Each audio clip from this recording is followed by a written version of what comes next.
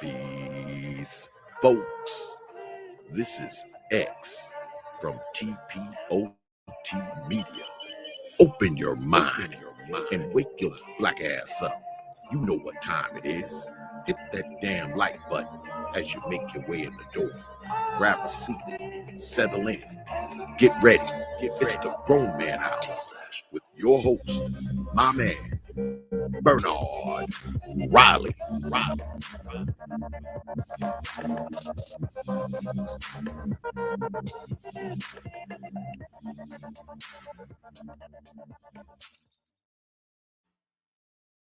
Something special happened today.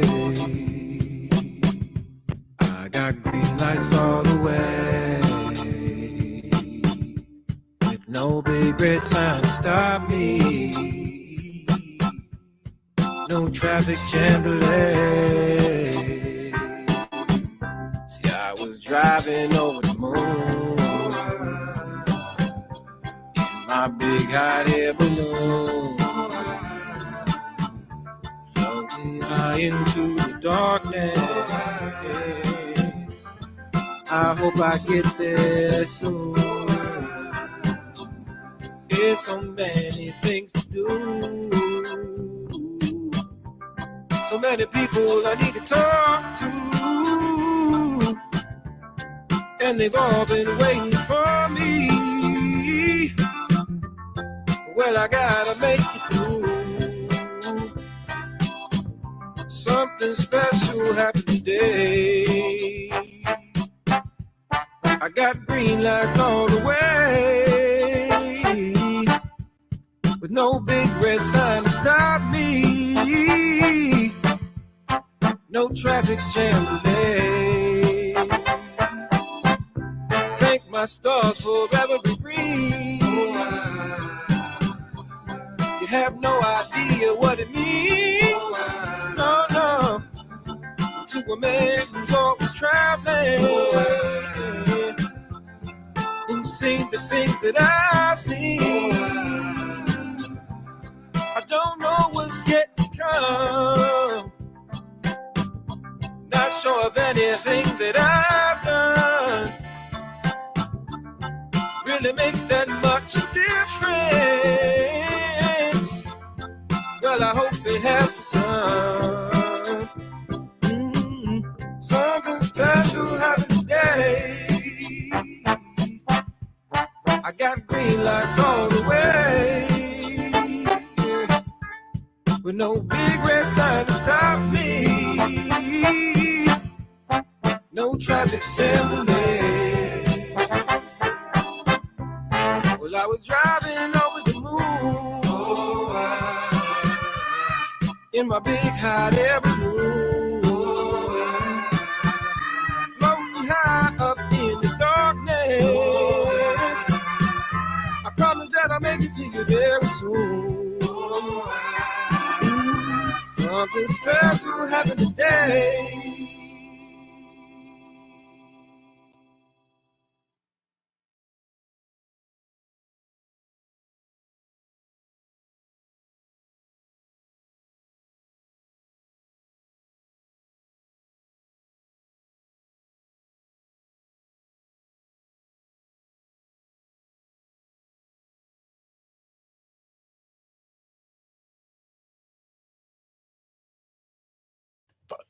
Now y'all can hear me. Now y'all can hear me. What's going on? I do it again. What's going on, everybody? Fucked up once again. That's just not the 2 days in a row, but twice in the last 3 shows that I've done that shit. But anyway, we good now. We good now. Y'all can definitely hear me now.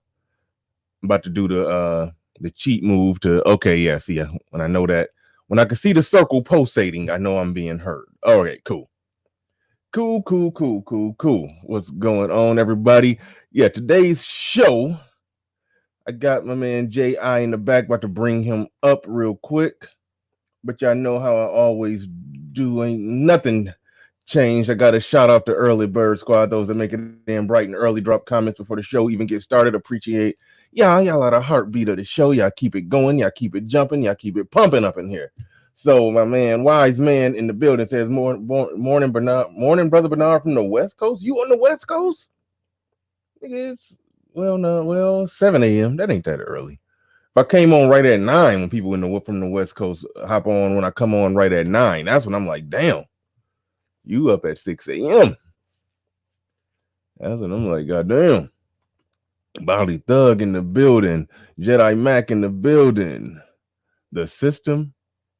Body Thug says the system with question marks. They with quotation mark with the air quote with the quotes the quotation marks forces shot game today.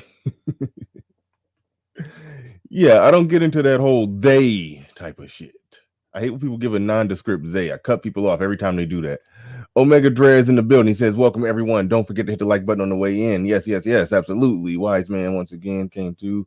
Who else we got in here? My man Chief BD in the building. Mace Taggart in the building. Melody in the building says, like on the way in. Absolutely. Definitely hit the like on the way in. And Sugar G is echoing those same sentiments as she always does. Appreciate you, Sugar G. And Melody, that ended up rhyming, says, good morning, Bernard, and everyone joining the Grown Man Hour.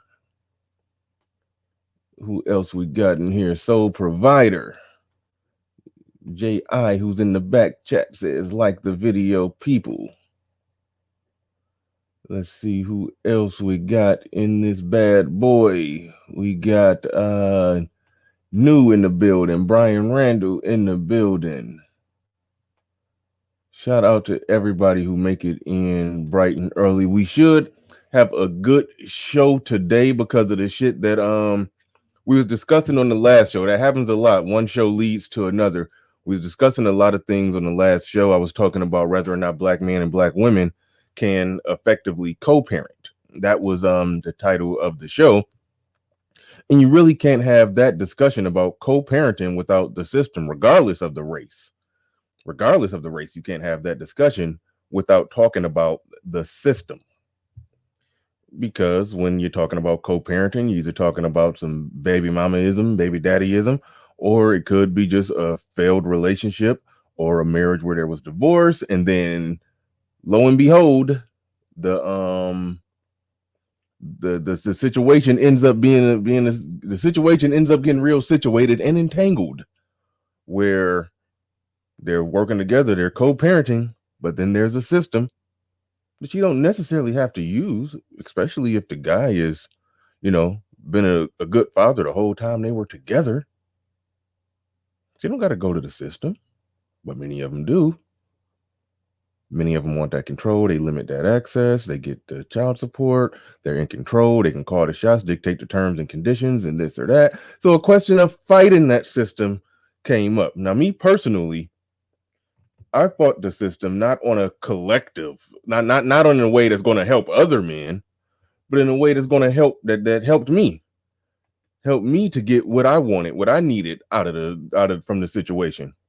Because she was using the system, and I fought it and won and got a custody situation with my kids after the divorce that I could be happy with, that I could live with. So I was happy with that, and that definitely worked out for me. But the system is still there and it's fucked up and biased. And J.I. had some good ideas and some controversial ideas on how to fight that system, what it will take to fight that system. And we're going to get into that probably just not on the woman end, but on the other end. That's something that I really personally don't care to talk about. That, I mean, I won't say I don't care to talk about it, but I have my problems with it when, you know, brothers get to talking about white supremacy, because I feel like that's, you know, can be a deflection from personal accountability, because you can grind and get what you need in this world in America. If you can't make it in America, you can't make it nowhere. But anyway, that's a whole nother debate. We might get into that. So we're going to get into a lot of different things. So without further ado, I'm about to bring up Jay. Well, first, Ricardo Rodney in the building with the first super chat for the day. Thank you very much. I appreciate that. My man came through. Appreciate all the brothers that come through, dropping the super chats on it. Appreciate that.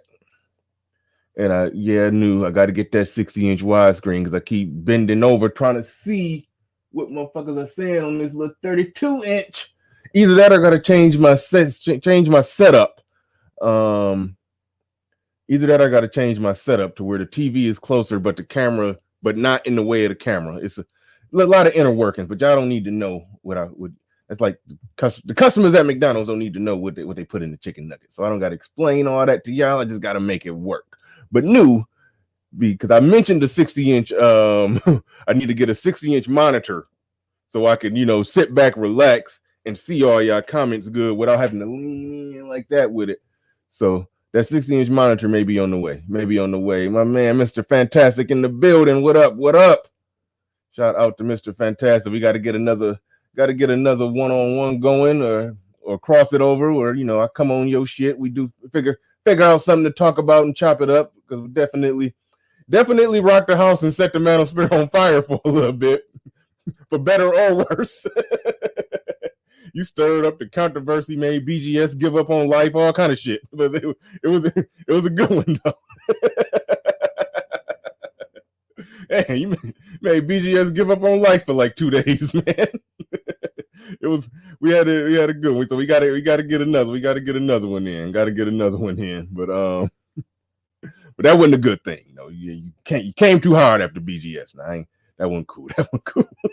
but no, we definitely gotta get another one together. Jonathan Phillips in the building. He says black boomers believe there is no solutions. Shaking my head. I don't know about that 100%. But either way, what the fuck is that on my screen? The damn countdown. Unforced errors. Anyway, without further ado, I'm gonna bring up my man J.I.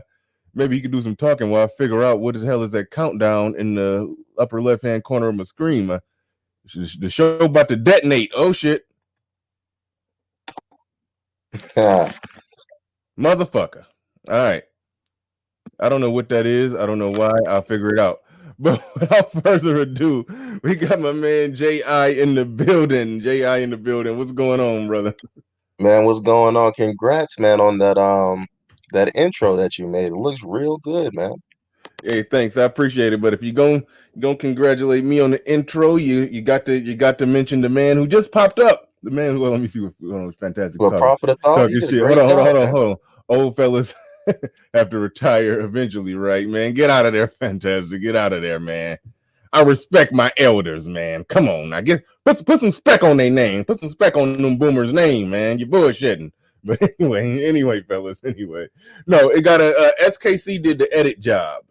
That was all SKC. He created it. The only thing Brother Xavier did is the voiceover work. Xavier did the voiceover work, but the part where he was like, your host, my man, Bernard Riley.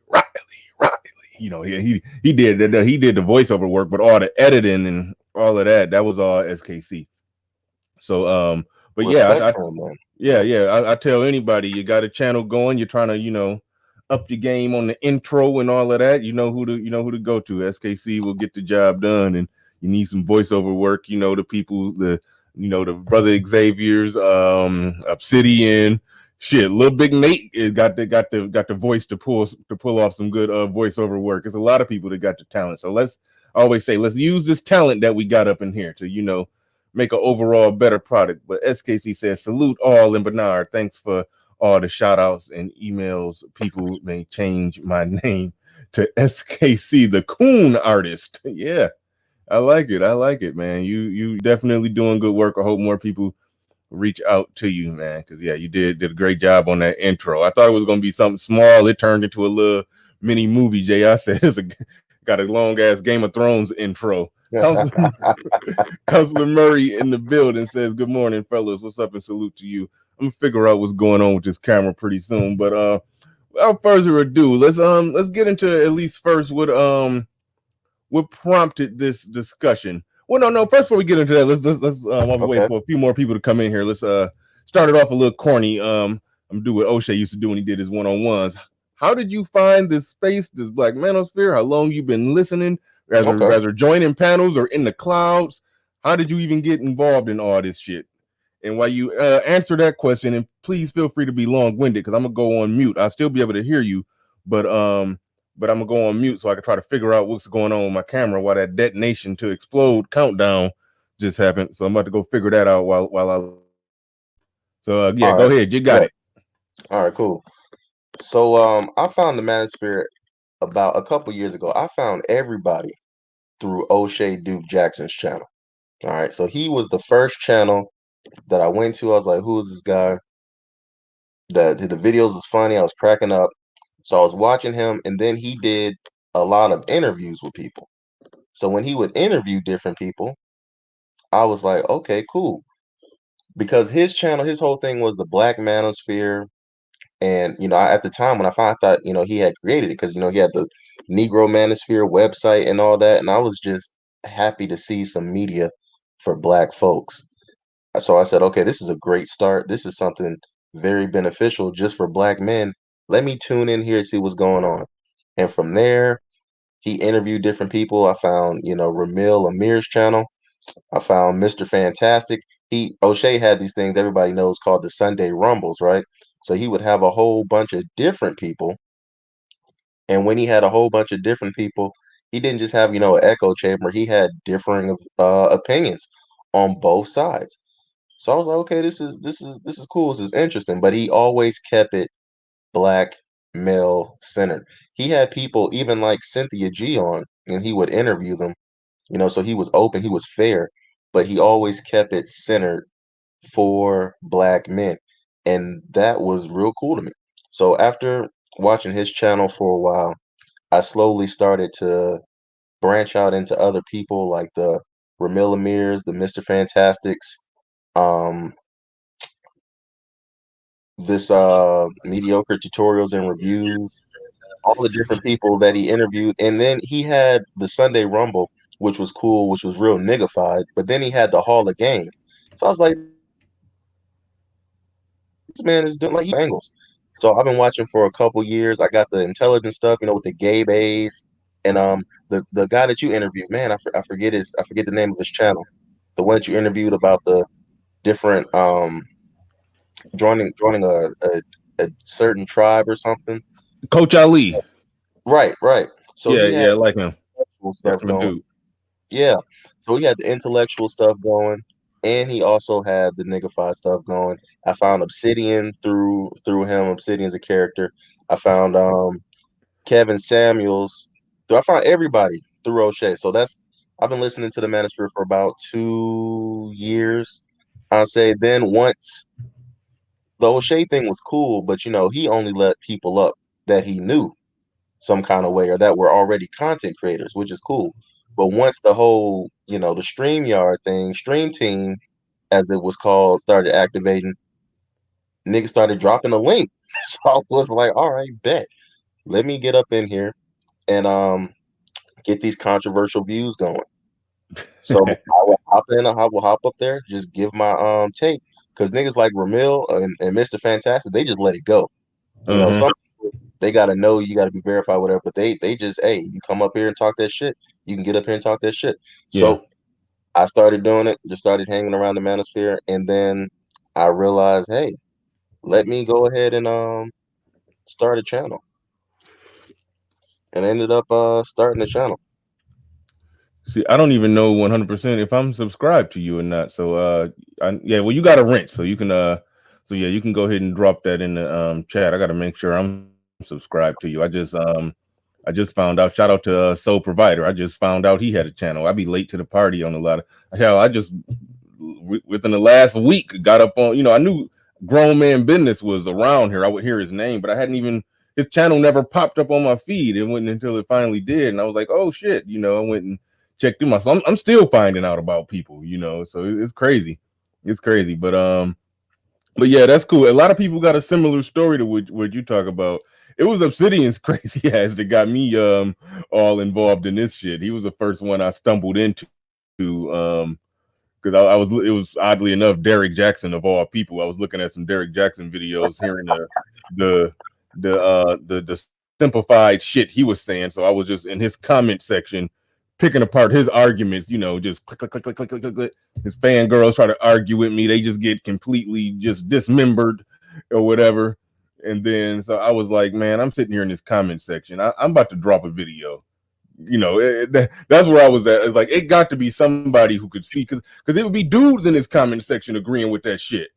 So I was like, it got to be somebody, a man somewhere, some way, somehow, who's seeing what I'm seeing and can see that this is some that he's saying a bunch of bullshit that don't take into account how women really act.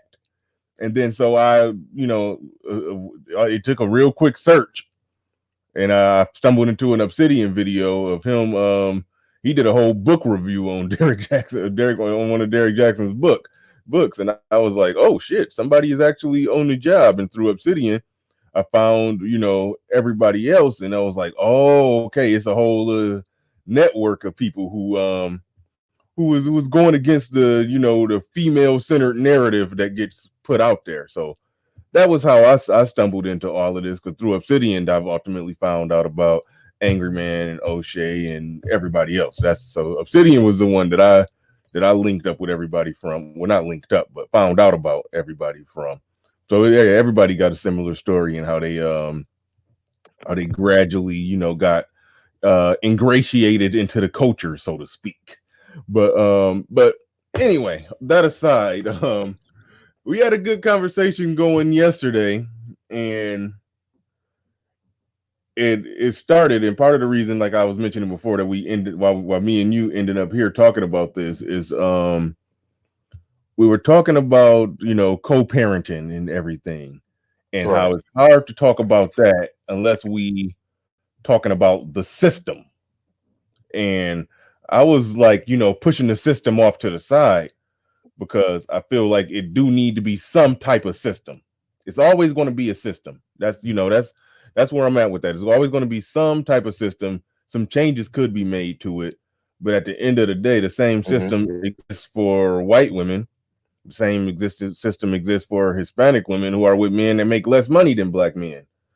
So the same system exists. It's how people are using it that's the issue. And I don't like to just hunker down, just get full, just all in talking about the system, because women like that. Women like when we talk about the system, because then they could just, you know, say, yeah, it's the system. You just got to beat the system, and then, you know, we won't have no choice but to act right. Okay, but you got free will, woman. I hear what you're saying, but that was my argument yesterday. But today we like, you know, forget the women. Today we accepting that women, just black women, percentage of them, I don't just be out of pocket, and it is what it is. Sort of hell. Sister George came on and said it. They're gonna operate in favor of their own best interest of the kid, and in a structured situation, be damned. If the relationship ain't on, they gonna do whatever they feel is best for them. You know, if it's limiting the man's access and getting the check, that's best for them. Forget what's best for the child. You know, so we just gonna take it that is what it is, and just focus and just look at the system today and what feasibly could be done to change the system, and what extreme by any means necessary. That was my Malcolm X impression. It was bad, but by any means necessary, what you would do what you think men need to do if the system can't get changed through basic political, means or whatever. But let's start with the politics first. Let's start with the politics before we get to the by any means necessary blood in the All right. street solutions. I mean, suggestions. So, All right. go ahead. System, politically, what do we need to do? Well, first, before we even get that, we have to have, because these conversations are really deep, they're really complex. We take these complex things and then we try to oversimplify them, but it all starts with ideology. And that's what Mm-hmm. politics is. It's ideologies. That's all it is. And the ideology is important because it governs belief, then the belief governs the actions, and the actions end up shaping reality. The Thomas theorem, William and Dorothy Thomas, what man believes to be real is real and its consequences. And this is why people end up getting censored on YouTube and Facebook and kicked off and deplatformed. And people are like, well, why are they getting kicked off of these places? They're just giving their opinion because people understand that words are powerful. These types of conversations have long-reaching effects. And all these ideologies, with politics, it all starts with ideologies. The left, quote unquote, and the right are just two differing ideologies. That's all that they are. So when it comes to politics, there's always going to be a plethora of ways, we can fight back or do whatever you think is best. When it comes to politics, Black folks have to pick, I wouldn't say a party. We should create our own system that we are loyal to on the whole that makes either side fight for our interests. Wait, hold on. Time out. Let me get it. Okay. You said we should. Are you saying we should create our own party? That's where you at with it? Yeah. By like political party, like sort of like more or less the Tea Party, like what they do. We need to do like a black party, so to speak. Right. Now, I don't think that because we're only about 13% of the population. So even if all of us got on one accord, we wouldn't be able to outvote, the rest of America, but our vote could be very important. Right now, most Black people would simply just throw it to the Democrats no matter what, regardless of what they do for us, regardless of what they say they're going to do for us. We just go for the Democrat. And if you're Republican, you're racist, you're a coon, you're blah, blah, blah, blah, blah, X, Y, Z. We know how that goes. Black people need to step away from both parties. Okay.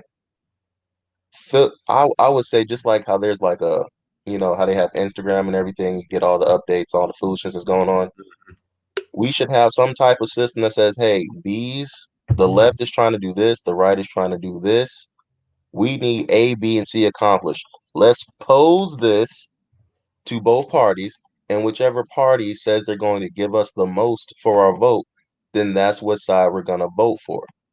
But that takes unity and leadership in Black America. But do you think that would ultimately be a situation where we would essentially have to basically sit out a round of elections, at least one? Like basically, like let's just say if that party was in place, that we would basically that nobody, Democrat or Republican, neither one of them would get our vote. You see what I'm saying? Right. So basically, yeah, you're basically saying we can fight the system by simply not voting, which is counterintuitive because all we've heard is vote. Our ancestors died for it. That's what they was hosed down for. That's what Rosa Parks didn't get out the seat for. That's what they now, were. I'm not saying we should not vote. I'm saying our vote has to be strategic. We have to be on one accord as a people. See, the reason why the civil rights movement was so powerful is because they were on one accord. Black people were on one accord largely in part because they had leaders. They were looking to Martin Luther King, some looking to Malcolm X, but they had leaders that were leading a group, and Black people were quote unquote on code. If you look at us today, there's no more code. It's just chaos, and it's just kind of anything goes, whatever. Black people used to be for Black people, and they moved for the good of the group, and they aligned with what was good for the group. So we know that it's possible because at once upon a time, we were on of one accord because we understood back then, racism was more overt, and we understood readily, no, we're not a part of them. We need to work in our best interest. Now that time has passed, and racism is more covert and things like that. We've been splintered apart and fractured the family and all that. To now, everybody just is going to vote for Democrat. Most black people just vote for Democrats, and most people in general. This is just in general. They don't know why they're voting for Democrat or Republican. Mm. Most people just vote because they were told to by their parents. They grew up kind of like your religion. They Yeah. grew up and they were always Democrats. So, hey, that's what they ride for. You grew up, you were always Christian. So, hey, you just Christian too. You just think it's the thing to do. But unless black people have a leader, go ahead. Let me say this. I remember when I turned 18, because I turned 18 towards, I was a senior in high school when my birthday passed and I turned 18.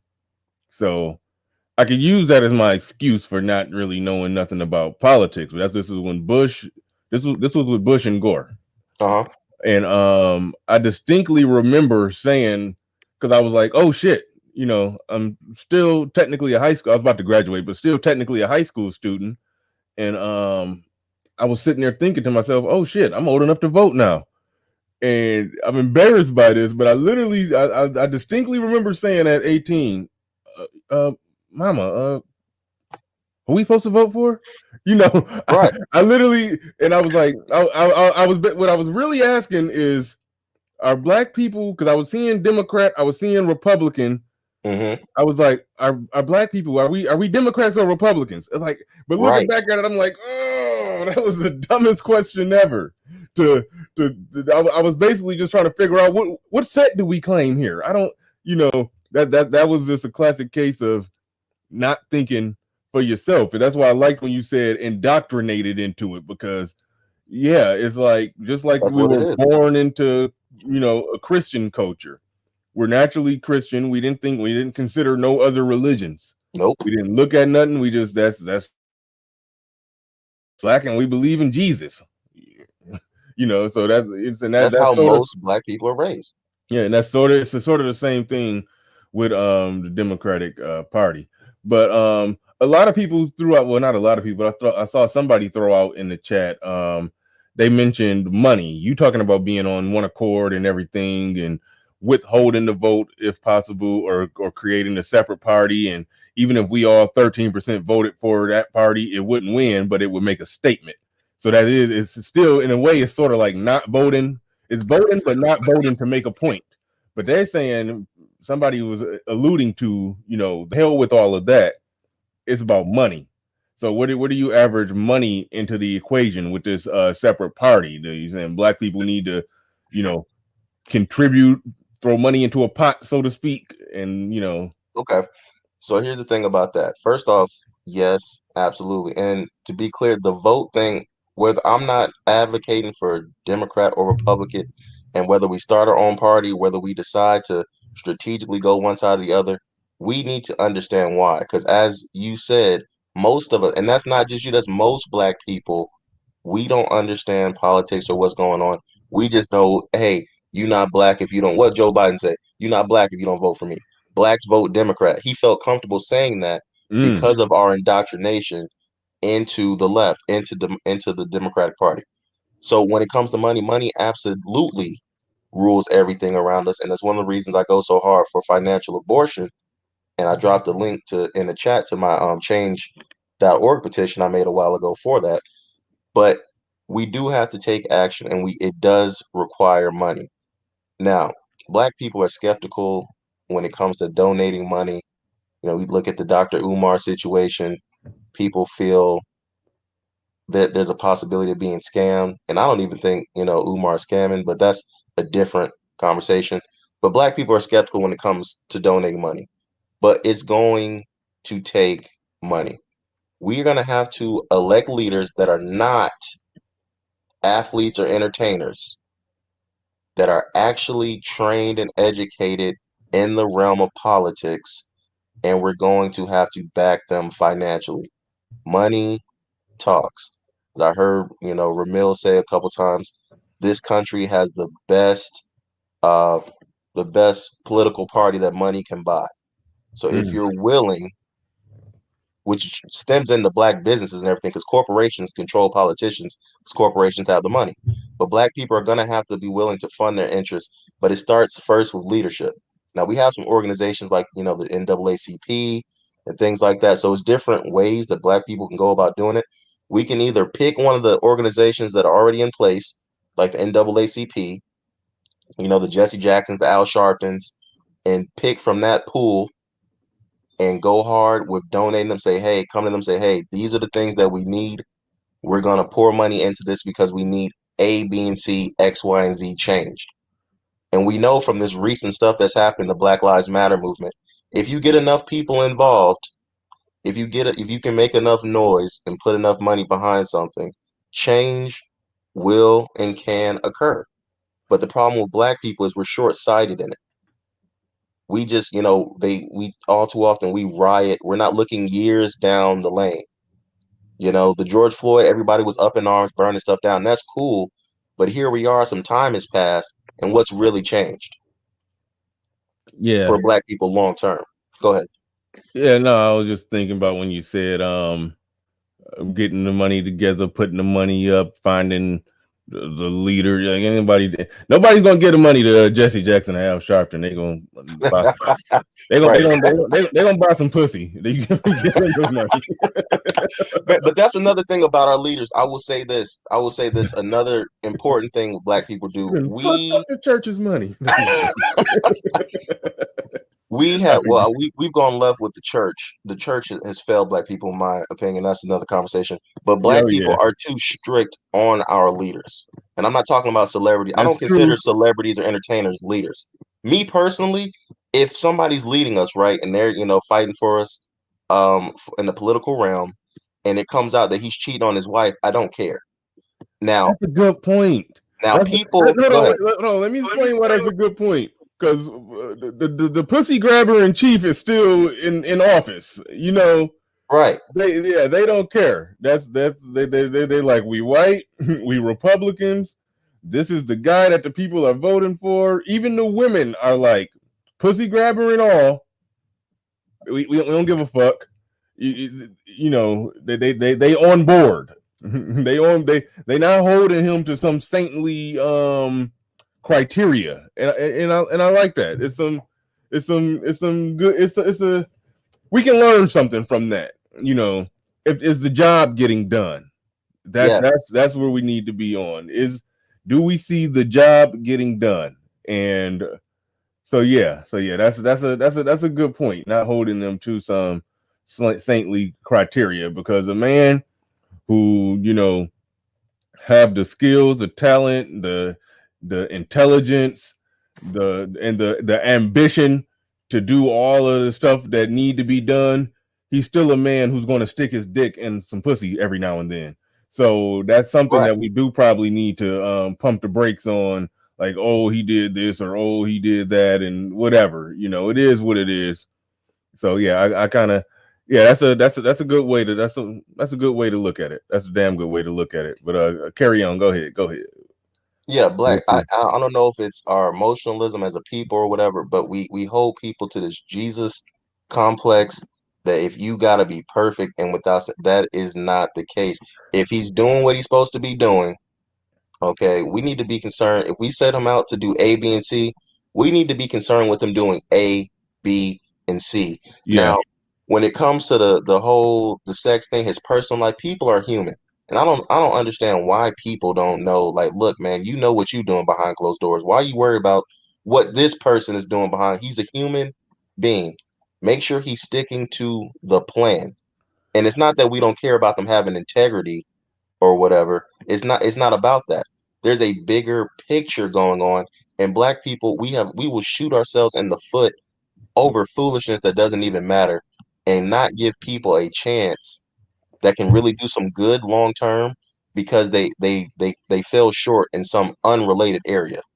Yeah, I think a lot of that got to do with most of our leaders have been pastors, and to some degree, well, I won't even say to some degree, pastors, they absolutely should be held to that high standard because they've beaten people over the head with a Bible that that says they're not supposed to be sticking a dick in the pussy of the chick that sing lead on the praise team. So clearly with Praise dancers. clearly the pastors are held to a standard when it comes to that, but we do need to look at leaders or politicians in other areas. If they're getting the job done, we ain't about to sit there and critique every little area of their life. But then, like I said, there's a question of the getting the job done. There's a question of the competence with some of them. Shout out to, Dr. Umar Johnson, that school. I don't know if he just, can we just get one brick and just a little bit of the cement? Just one brick with some cement on top of it. And if he can just stack one more brick on top of that one, I'll send him $50. Just I want to see one brick. Just one brick. Now my thing about him about that is, I personally, for what he was trying to do, for all his flaws, for all his whatever, yeah, I don't care about any of that. I believe he should have gotten overwhelming support just off the strength of what he was trying to do. And then once because he kept saying, he didn't get enough to do it. And if he had gotten like overwhelming support and then nothing happened, okay, crucify him then. But if you can't have people trying to do stuff on struggle. But that people got their own opinions about that. My point is, Black people will support all kinds of things and not care, call it a scam or anything. But when it comes to other Black people, we hold each other under the magnifying lens times 1,000. We looking for anything out of place, any reason to say, oh no, blah blah blah, that's it. And the people in chat saying we don't need leaders, we absolutely need leaders. Human beings, listen, human beings and human psychology, we are group and social creatures, okay? We require leadership. Whether you personally require leadership is a separate issue, because as a group requires leadership. Now, whether you want to call it an organizer or a leader or whatever title you give it to make yourself feel better, we need someone in the forefront that people assemble, that people look to, that reminds the group of the direction that we're going and why we're going there. When we don't have leadership, we get people following Cardi B's.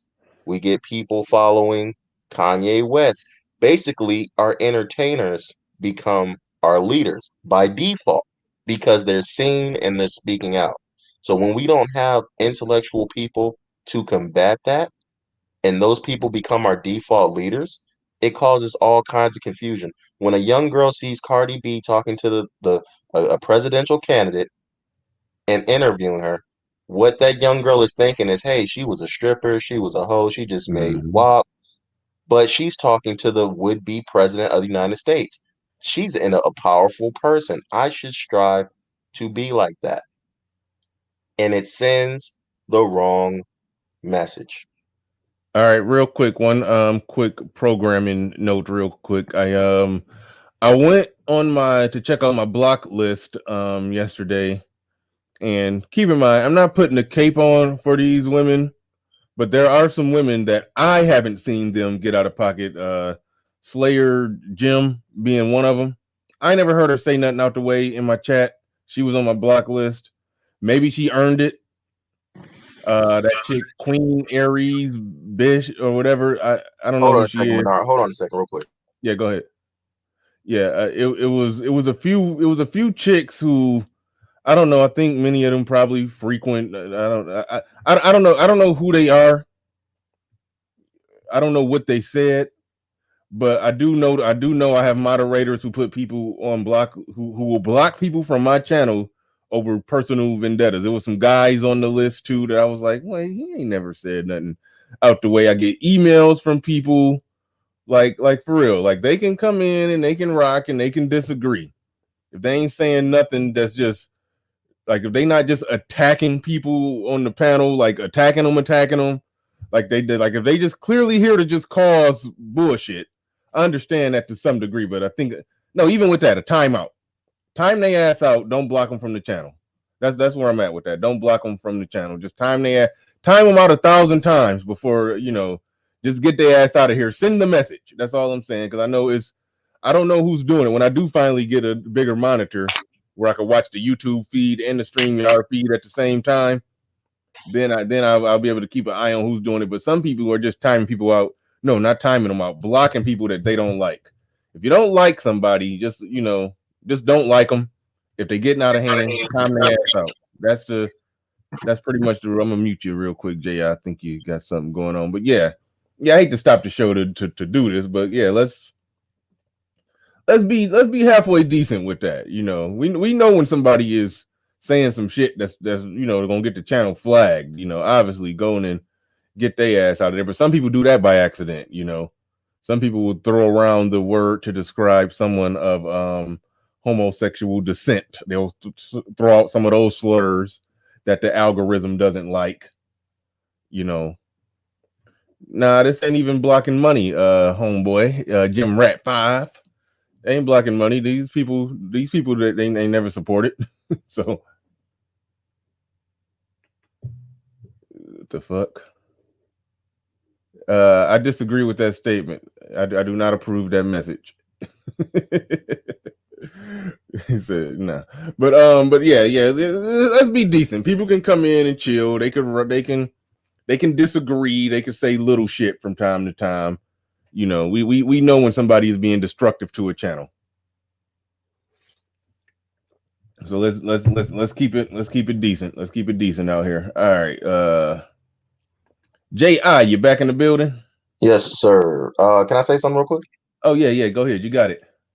Now, in regards to all this, when I started in the beginning, when I said that ideology is the most important thing, it's because out of that ideology, inevitably is going to cling to someone strongly enough out of all the people it reaches, and they're going to make it through all the little hurdles and barriers or whatever, and then they're going to rise to be a leader.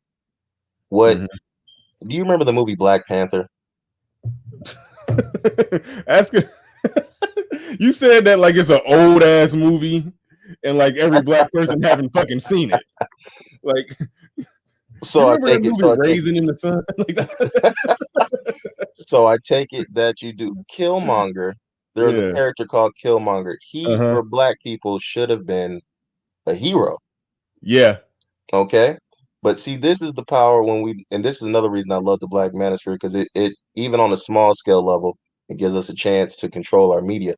But Killmonger went through the rites of passage.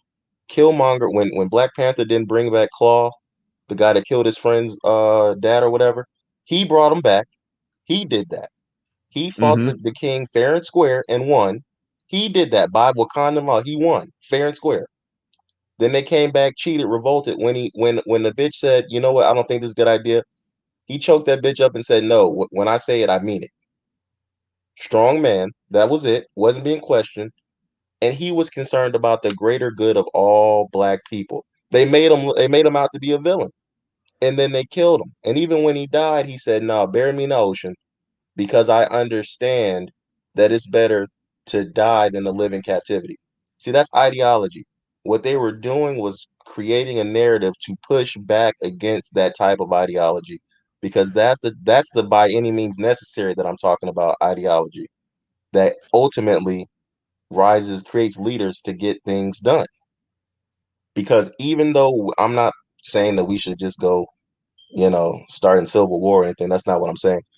But you have to, if you're not willing to lay it down, the things that we're talking about, there are billions and trillions of dollars behind these goals and initiatives. If you're going to go up against something like that and you're not willing to lay it down, you're not going to get change. When the civil rights action came and they were getting dogs and things sicked on them, they were willing to lay it down. And a lot of them did. A lot of them died in the process. If you're not ultimately willing to lay it down, then you're not really willing to make a real change. And as a collective, we've gotten really comfortable, because even if you're struggling, most people still have, a car or internet. You got Instagram, escapism. You have enough escapism to where you're not uncomfortable enough to want to lay it down. And without any real leadership, guiding you in a specific direction, we're not going to see the change that we need as a whole. Go ahead. Well, okay, so when you talk about people not being uncomfortable enough to where they don't want to lay it down, yeah, well, comfortable people in a free country where they can, work hard and build a life for themselves. Mhm. Yeah, you do get to the point to where, wait a minute, laying it down for this, or I mean, laying it down sounds vague. You're basically saying being able to put it on the line to die for some political agenda. I think a lot of people, and I'm in this camp where I feel like everything the laying it on the line, putting it on the wood, dying for it. Right. I feel like that part of the fight is mostly done. We just I feel like we do have a cultural problem. I talked about the way a lot of our kids are being raised, how the lack of families and this or that and all of that. I just think a lot of our people are growing up with a fucked up mentality. I think it's a fucked up mentality with our talented 10th, for lack of a better way to describe that, where a lot of them got the talent, intelligence, and ability to build businesses and employ, lots of black people. But a lot of them, feel like, hey, they got that degree, they got that good job, they can go work for, a company owned by some white top 1%er and make him more millions and get paid $150,000 to do it. But if you got the talent and ability to do all that, you got the talent and ability to run your own down. You're basically running his business or a branch or a department or a section of his business. You got the ability to run your own and hire your own people. So I think it's just mentality more than what we're gonna die for, because I don't even know.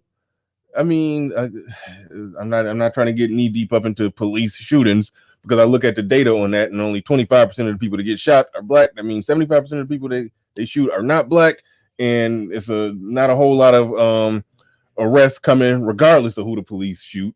But that is one area where black people can point to and say that's something that we need to get up in arms and be willing to die for. But a lot of it is just cultural shit that we need to do, that's in our hands. I think I agree with that. I don't disagree with that. I don't disagree. The lack of fathers in the household, in my opinion, is our number one issue. Okay. All these issues that we're facing stem from that, mostly from the degradation of our family, disintegration of the black family. I don't disagree with what you're saying.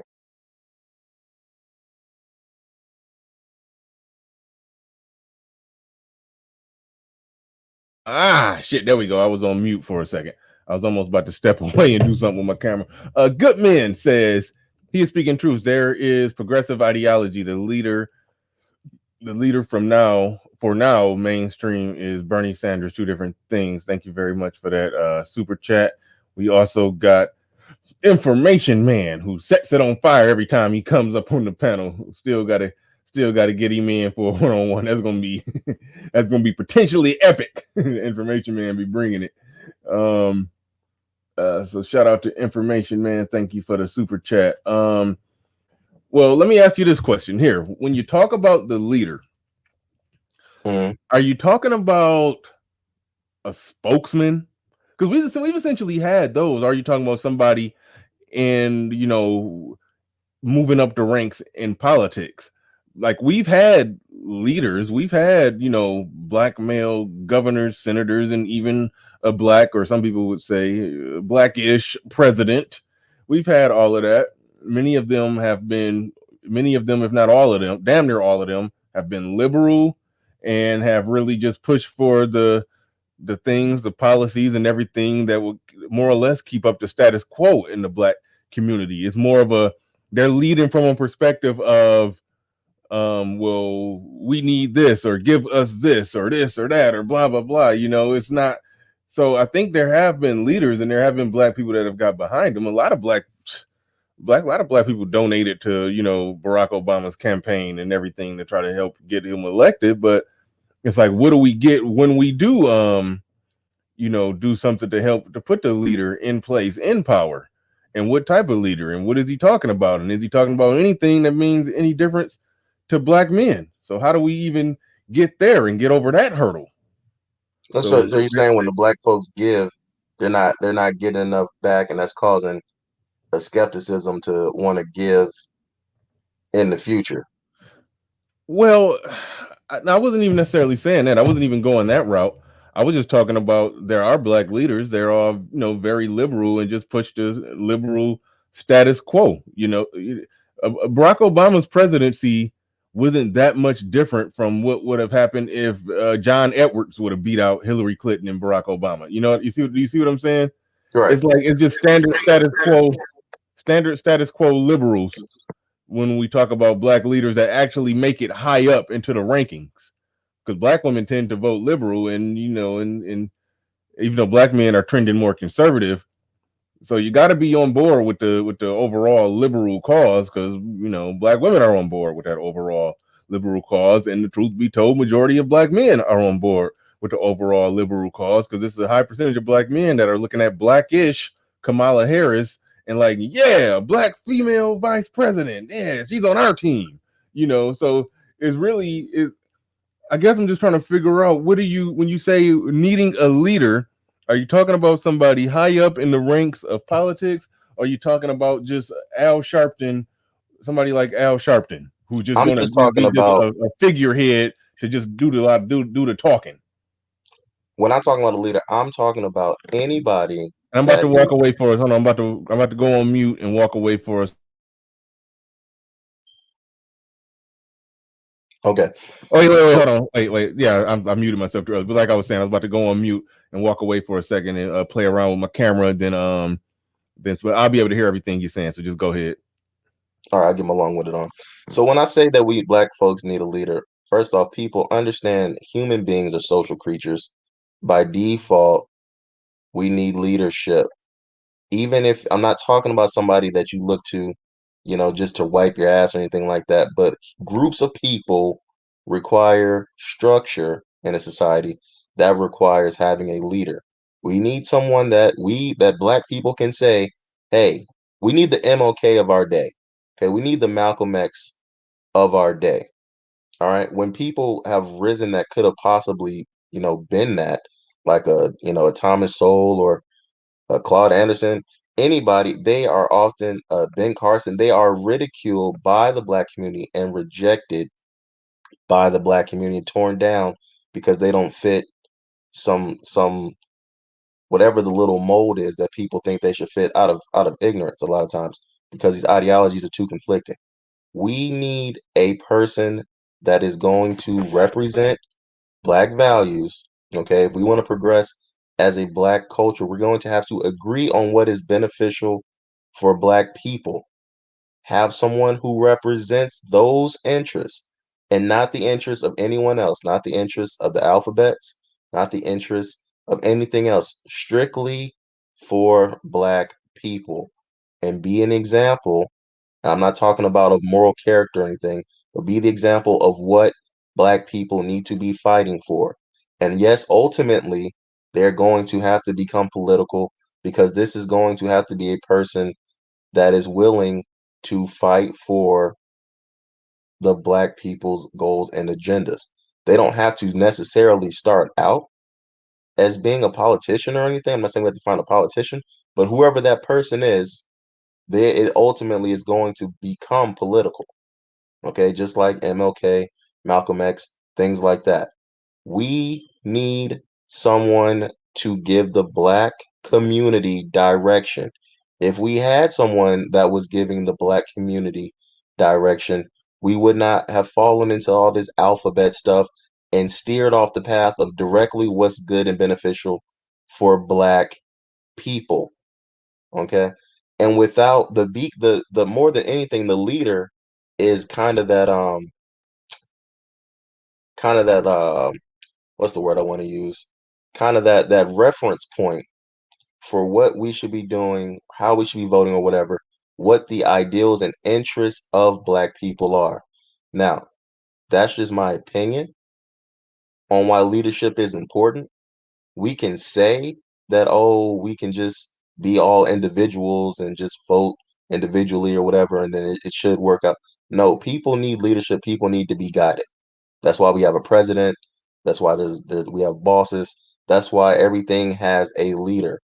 Every community, they have their leaders or whatever that guides them, their North Star for what they're trying to accomplish. When you do not have that, you're more subjective, you're more susceptible to veer off course and veer off the beaten path of what your goal is. And that has happened terribly in the Black community. And that's partly why we're in all this chaos now. Nobody stepped in to fill the void of the MLK and the Malcolm X on a large scale. Yeah. Hold on. All right. So yeah. So it sounds like you are good with it, more or less being a spokesman. Caesar D1 in the building. What's going on, Caesar D? He says, SKC salute for Bernard's opening is straight dope. If you think he's saying, if I need anything in that line of work, I'll be gladly to reach out. Yes. And once again, I'm going to be consistently stopping the show to give a shout out to SKC for putting together that dope ass intro for me. Shout out to Brother Xavier for the voiceover work. You know, we got to use the talent here, you know, make this space a better space, you know. So yeah, definitely, yeah, SKC definitely killed it. I put it in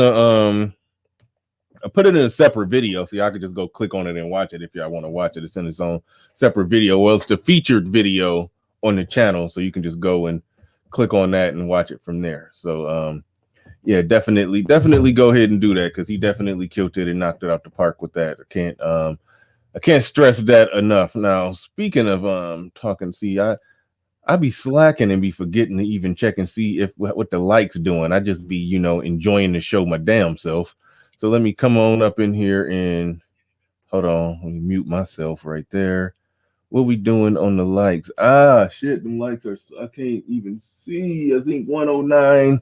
Got 188 people watching. We batting 50%, but we've been on for about an hour, so we should be batting over 50%. So we had 188 to 110 on the views versus the likes. That's really not terrible. Let's get the likes up even more. If you came on in late and didn't realize that you forgot to hit the like button on the way in, this is a good time for you to go ahead and hit that like button. Melody, as always, sending the super chats and super stickers. Definitely appreciate Melody for that. Always showing her support. Yeah, y'all like the stream. Like I was saying, it sounds like, yeah, so you're saying that more so just a leader to speak in one voice and get us on code and on cue and all of that. And you mentioned Thomas Sowell, who was saying, I think, a lot of the right things. Mm-hmm. I've listened to a lot of Thomas Sowell interviews, listened to him give a lot of speeches and all of that, and he's saying all the right things. I hear he's written 100 books. I don't know how you write 100 books. That's insane. But but yeah, so he's oh, and by the way, shout out to Platinum Elite, who says Thomas Sowell is a moron. He's Kanye West in a suit. That's what Platinum Elite said about Thomas Sowell. Just wanted to make sure we you know, had a moment of silence for that comment. Okay, all right.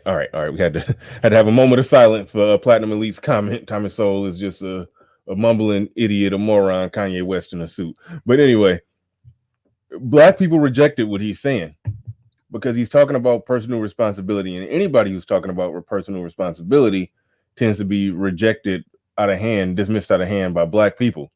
So it's almost like a thing, and I alluded to this already, that any Black leader has to talk about the struggle, the oppression, how we being held back. Even LeBron James right now, it was a recent shooting. I watched it this morning, and it was in, I forgot where it was at. The police had a gun pulled on the guy. The guy turned around and walked around the car. The cops is like yelling at him like, "Hey, stop." The guy went and walked all the way around the car. Like, this is for those that didn't see it, this is the car. The cops are right here. The guy is right here. He walked all the way around the car with the cops yelling at him. When he made it all the way around, started trying to open his door to reach in the car. The cop grabbed him and pulled him, tried to stop him, like, don't go in the damn Don't go reaching into your car and shit while I'm telling you to stop. And then the cop shot him. Did he have to shoot him? No, could have tased him. Could have tased him. But anyway, that's another story. And I think they rioting and all that out there. Another story. I ain't about to dig deep off into that. But the point I'm bringing it up is LeBron James, you know, our celebrities. We got to hear our celebrities, like that Dave Chappelle joke. What does Ja Rule think about this? You know how we are on that shit. So LeBron James this morning is talking about how black people. Oh, thanks for that super chat. Appreciate that. Yeah, y'all like to stream and share the video. Thanks for that super chat, JI. And Brian Randall came through. I'm gonna read that in a second after I make this point. He's talking about how, yeah, man, we black people, we're terrified, we scared, we this, we that, and all of that. You know, when we have our dealings with the police and we're this and we're that and blah blah blah. And he, you know, and I'm sitting there like, when it comes to that money that we talked about, we always looking at it like, you know, it's a collection plate at the church. Everybody put in, the little small collection plate. Everybody put in a few dollars, you know, and that's good. That's good. Don't get me wrong. But when Soros, who funded Black Lives Matter, he's a billionaire. You know, he just took a big whop of money that he had and put it where he wanted to put it, and he has control, say, and power, and exactly what's going to happen with the organization that he put his big money into. So, you know, and I look at somebody like LeBron James, who's just trying to talk about, yeah, man, we so scared that every time we get pulled over, we scared we gonna get shot. We this, we that. And I'm like, dude, you worth at least 400 million. Like, you got buddies who are worth at least, who's black, who from the same type of inner city you from, who's worth hundreds of million. Y'all got the money to really move the shit. Y'all get behind the shit and get it moving and put, you know, even if y'all need a better spokesman, because a lot of them niggas ain't all that articulate, but that's another story. But no offense to them. No offense to them. They some of them are. Some of them really are. Some of them really are. Right? The late great Kobe Bryant. The late great Kobe Bryant. He spoke multiple languages all fluently and beautifully. So, you know, there's some of them are really smart. Actually, you know, the average. I'm not even about to get into that. I'll just say it briefly. The average IQ for an NBA player is higher than the national average. So they ain't no dummies. You know, I think the average that they tested it, the average IQ for an NBA player is something like 115. The average for the country is 100. So they ain't no dummies. Some of them are, but overall, we ain't talking about dumb black men. These are men who are above average, or at least average intelligent, and they're rich. So they can put their money where their mouth is, but even then they're complaining more on some liberal hands up, don't shoot us, y'all.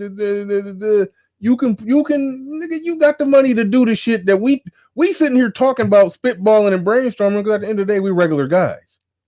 Right. Most of the people that get in these conversations are regular guys that make either, you know, regular money or above average money, and then it's some six-figure brothers, you know, walking around the manosphere. Most that, even then, that's still a regular guy. When you got bills, 6 figures ain't all that, especially if you live in a big city. So, you know, that's the problem I run into listening to, you know, what could be properly funded black leadership. One, it's a lot of them motherfuckers that got the money to fund it. That I assume that they're not, because we ain't really seeing nothing. Maybe they are behind the scenes, but just based off what we're seeing, I'm assuming that they're not doing a lot of funding. Or if they are, I'm assuming that they funding the normal liberal, all-inclusive, in favor of illegal immigration, in favor of the LGBTQRS, in favor of all of that. They're funding liberal shit that don't strictly focus on us. But even then, when those who do try to narrow it down and focus it, they're still focusing it on some liberal, we need this, give us that. And so the culture and mentality is never going to change. I mean, I won't say it's never going to change. It's just not being done in a way to where it will change because so many of us are indoctrinated with. I'm not even talking about voting Democrat or Republican. I'm just talking about just that overall victim mentality that the Democratic Party or liberals in general play on, to where even when we get to a place where we're doing the right thing, we're making the right sense, and we, trying to get the right leaders and fund them and do all the right things, it's still going in the wrong direction. It's essentially funding more the fuckery, Right. that's where I'm at with it. But I'll let you. I got my Edward Anderson on. I got my long-winded on real quick. So I'll let you go on and get your long-winded on next. Byron Randall, thanks for the super chat. Appreciate that. He said we need radical progressive leaders. And, that word progressive is almost a dirty word nowadays, because that's progressive is viewed as an extreme liberal. That's what the progressives. Anyway, we need radical progressive leaders. We can acknowledge our ancestral past, but now it's time for new direction, renew our communities, and move on. Thank you for the super chat. I appreciate that. Where we at? Let's see. Hit the like button. 201 watching, only 127 likes. Like the stream. Thank you, Melody, for that. Let's see. Did I miss a super? No, I didn't miss a super chat because that was Brian Randall, and no, that was it. So, all right, I don't know if you got anything to add to what I said. You want to get your long-winded on after I just got mine on? But Yeah, this a lot of what's gonna have to happen to your point. There are a lot of individual Black people with money. Listen, an important first step in us combating the system ideally would be to build our own. And I don't think it's a nice way to say it, so I'm not going to sugarcoat it. The best of us need to rule the rest of us. That's just what it is. But okay, well, let me ask you, what do you mean by rule? Like, do you think the best of white people rule the rest of white people? Yes. And okay, the best of any group rules the rest of their group. Okay, but what does that ruling consist of? I want to make sure we ain't being vague. Okay. Oh yeah, no, I'm about to get into it. The best of us need to rule the rest of it. Simply means, just like anybody else, the best of us need to create jobs, need to create infrastructure, need to create opportunities that the rest of us funnel into and fuel and feed and work, just like how every other culture does. Jeff Bezos employs countless people, not just white people, but countless people. The Coke company, the Ford company, the Walmart company, whatever. There needs to be Black equivalents of these things in large scale. We need to own the stuff in our neighborhood. When you go to a Black neighborhood, we don't own the hospitals, we don't own the schools. Even if it's a Black name on the school, we don't own the schools. We don't own even little eateries that we eat at, little hole in the wall wing spots. We don't own the gas station. But unless it's a private school, don't the government technically? I mean, are you talking about private schools? Schools aside, all right, we'll take the schools aside. Yeah, that's kind of a different thing where I don't think Black people, fully. Yeah, but anyway, carry on. That's something else. Schools. My point is, we need to own our stuff, just like we did before segregation. We lost a lot of that in integration. We need to. The best of us needs to rule the rest of us. Listen, a lot of people say, "Hey, I don't want to deal with Black folks. I want to deal with whatever," and I get it. I hate niggas too, but we got to employ them. Shout out to Ramil. We got to employ their ass. Yes, it's. Put it like, let me tell you. Let me explain it like this.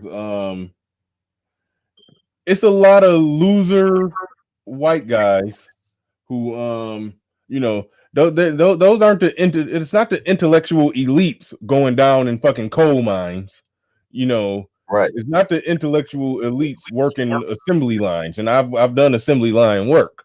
I've worked with a lot of white men, and a lot of them, not all. Some of them actually are pretty damn smart and know how to do some shit. And I'd be like, damn, why you just working here on an assembly line and you telling me that you just built what's the name? I don't know what the fuck he did.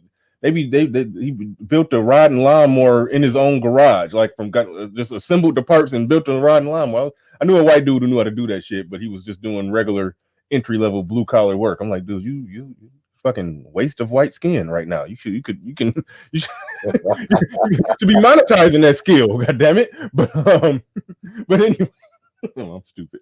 All right, but anyway, but yeah, no, but you're getting into territory, and I actually talk about that, how, and that's sort of what I was alluding to when I talk about, a lot of our talented top 10, top 5%ers are working for white people, being well compensated. It's black people out there making $200,000 a year, managing white companies. I'm like, so when you say they need to be ruling the rest of us, yes, they need to be employing the rest of us. I talk about before how, I can't wait for the day where I'm not just some solopreneur, to use Kevin Samuels' words, when I have a business where I can actually hire people, hire black people.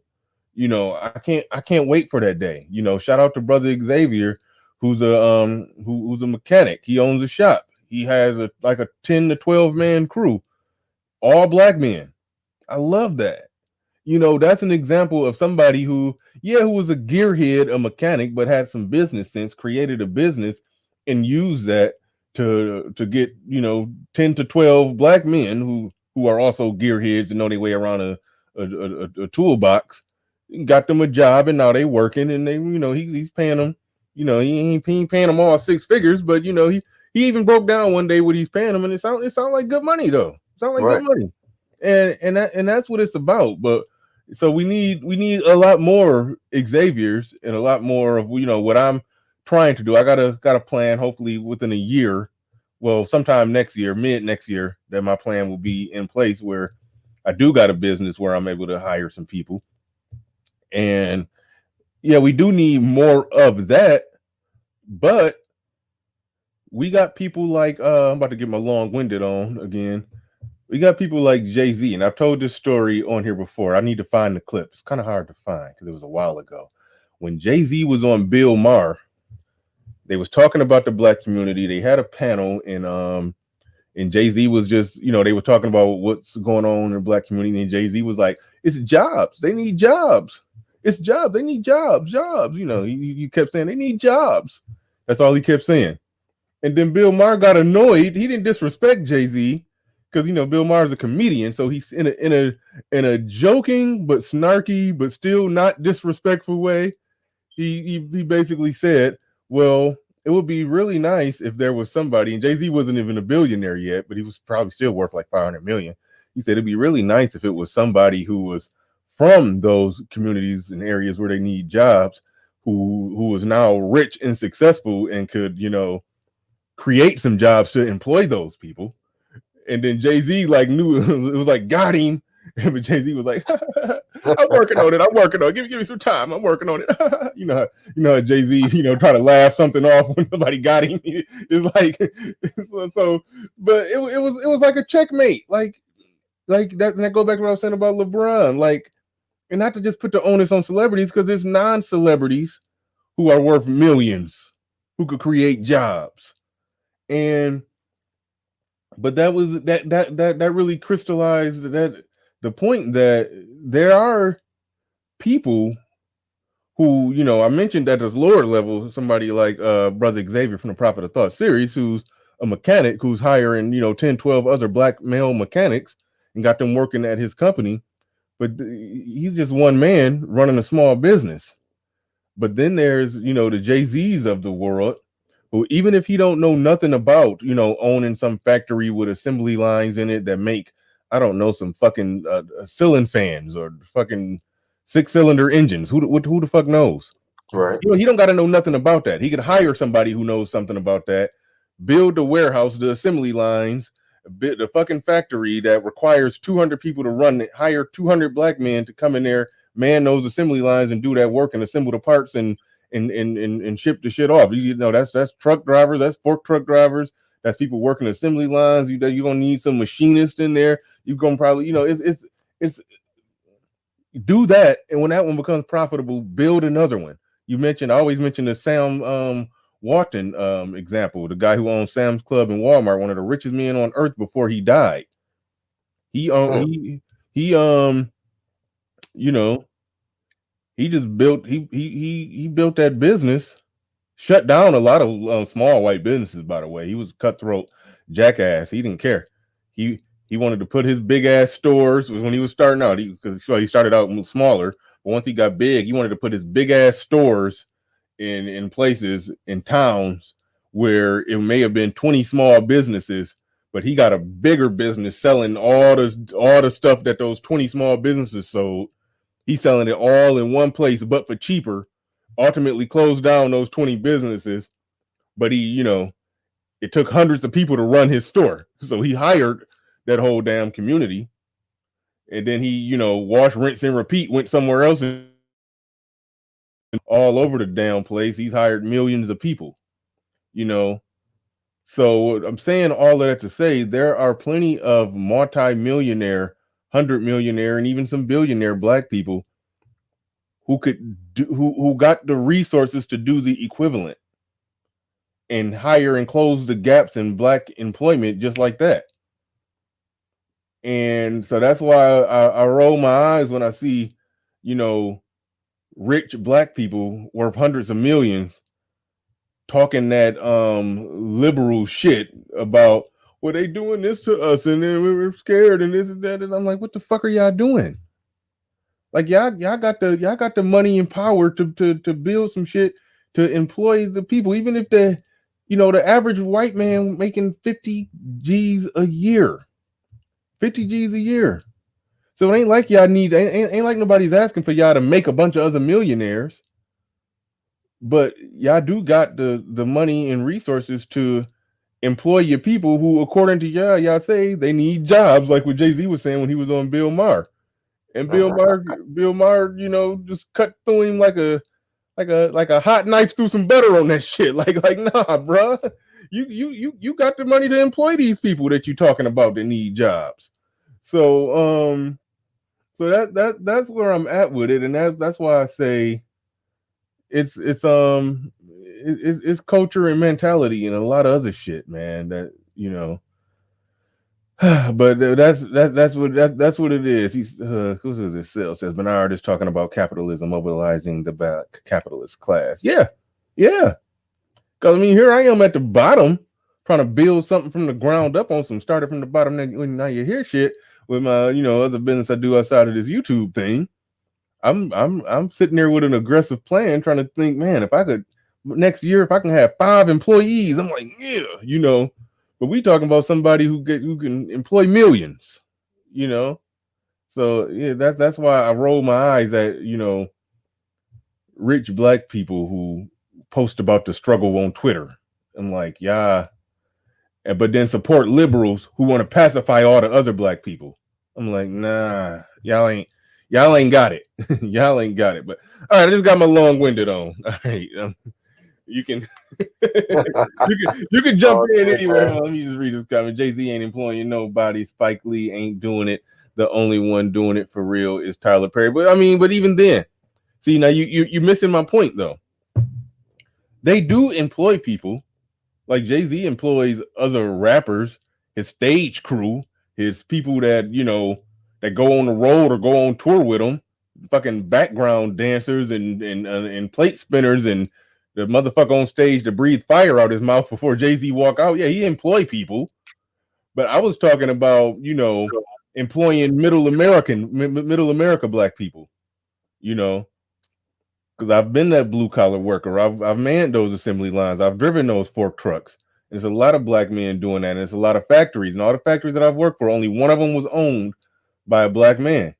And he hired a black hiring manager or supervisor who went out his way to hire only black people. So I've seen a 100-man all black crew with just a token white guy or two sprinkled in there. But the inverse of that is I've worked for a lot of factories that was owned by a white man with a white hiring supervisor or manager, and I was the token black guy in there. You see the difference? We need more of that where it's mostly black and a couple token white guys sprinkled around in there to make sure no lawsuit happen. That's we need more of that. But it costs millions of dollars to pull something like that off. Right. But somebody who got the millions, they can literally pull that off, hire, hundreds, if not thousands, And in the event that that company is profitable, they're going to make their money back. So there they are. They've helped Black employment, and they've made more money. They can make more money that way, or they could just put their name in their face on a bottle of liquor and make the same amount of money. You see what I'm saying? And I'm not saying don't make your liquor money. I'm not, make that money.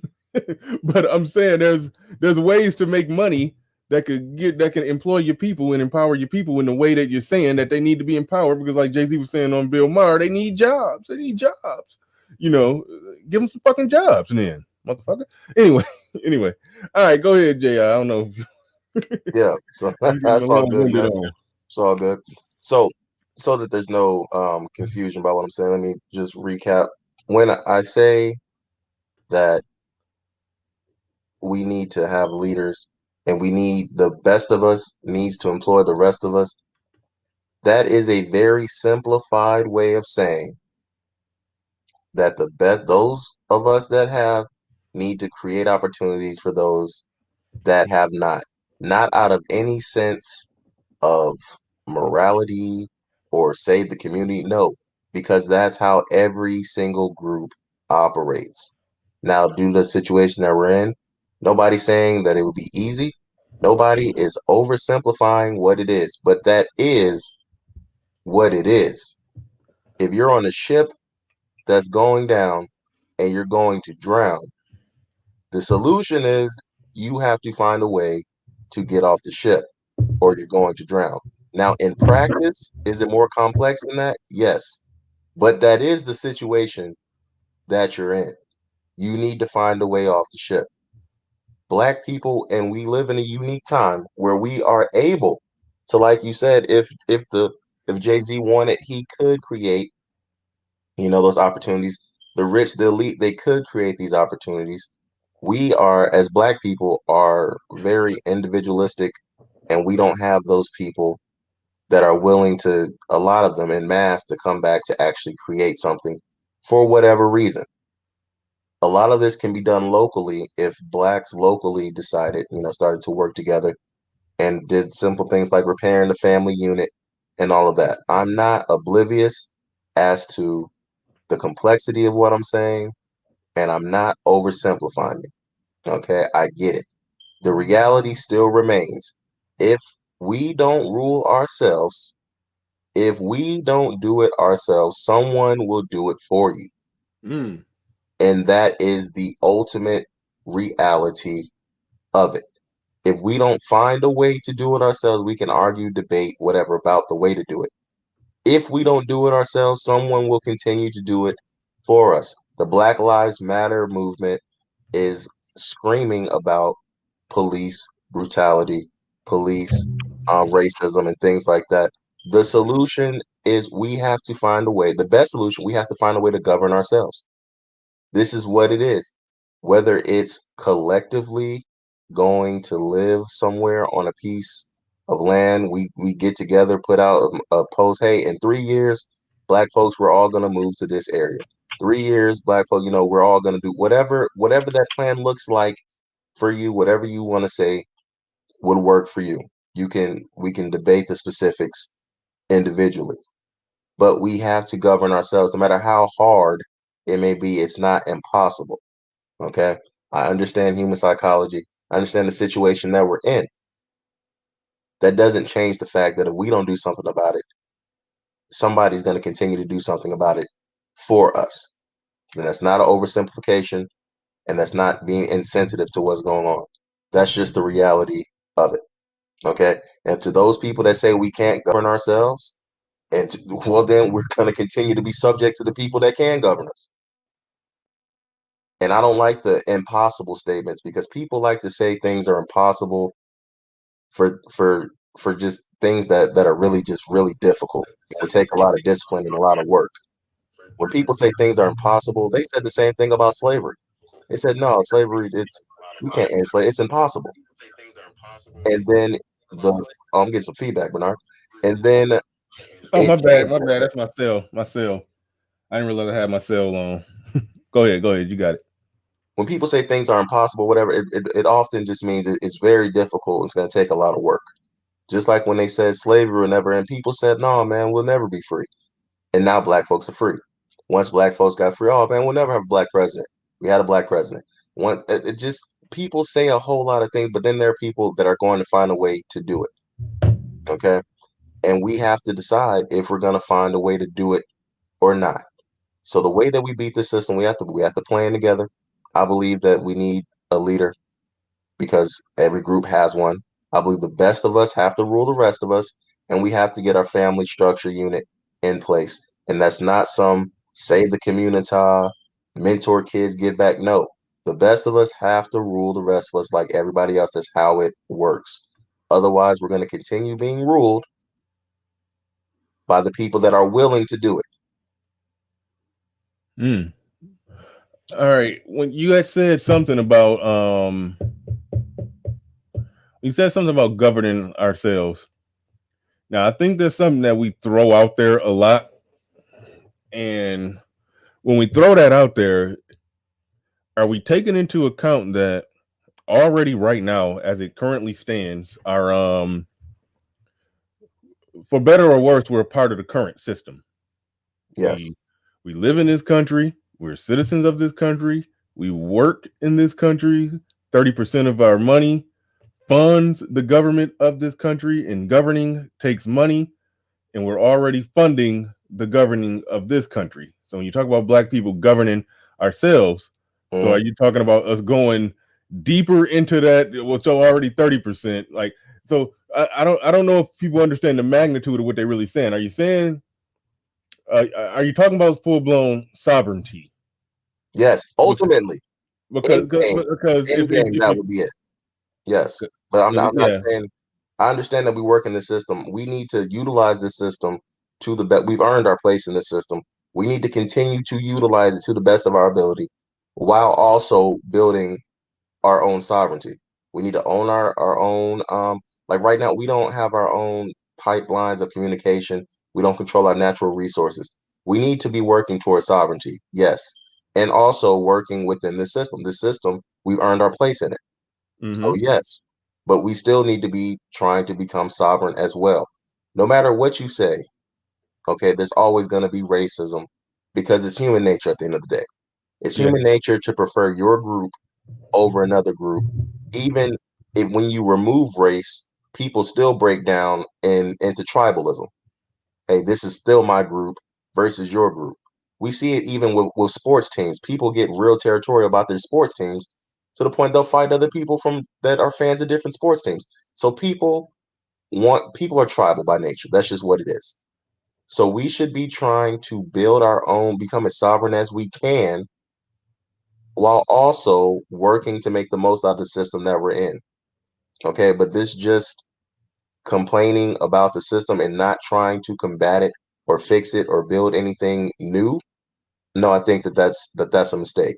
That's why I really respected that Coach Ali person that you brought on, because that's what he was talking about. He was talking about building their own little system.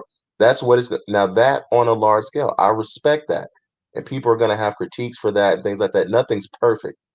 But what are you doing to try to better yourselves? This is what I believe black people should do in order to better ourselves as a group, as a collective. And if we choose not to because it's too hard or blah, blah, blah, whatever, it's impossible, well, then we're going to keep getting what we're getting. And that's just what it is. Yeah. Jessica X in the building with a super chat. He says, Bernard, salute on your new intro trailer. It looks fantastic. Thank you very much. Thank you very much. Yeah, very, very proud of that. Very proud of that. Shout out to SKC. Can't shout him out enough for definitely producing that, making that happen. Shout out to brother Xavier. Yeah, y'all know what it is, man. They knocked it out the park. Definitely, yeah, definitely should be using those brothers. Should be using those brothers and their talent. Definitely. Damn, we covered a lot. Because This conversation started out. We was talking about women when we was having a conversation yesterday, talking about the system. We talking about child support, child custody, and all of that. I thought we were going to be talking about it today, but I like that it went broader. It went broader. So let me say this about the women, if I could, when you're done. Well, yeah, well, go ahead. No, I know I do want to stay on the broader conversation, but you can go and talk about these.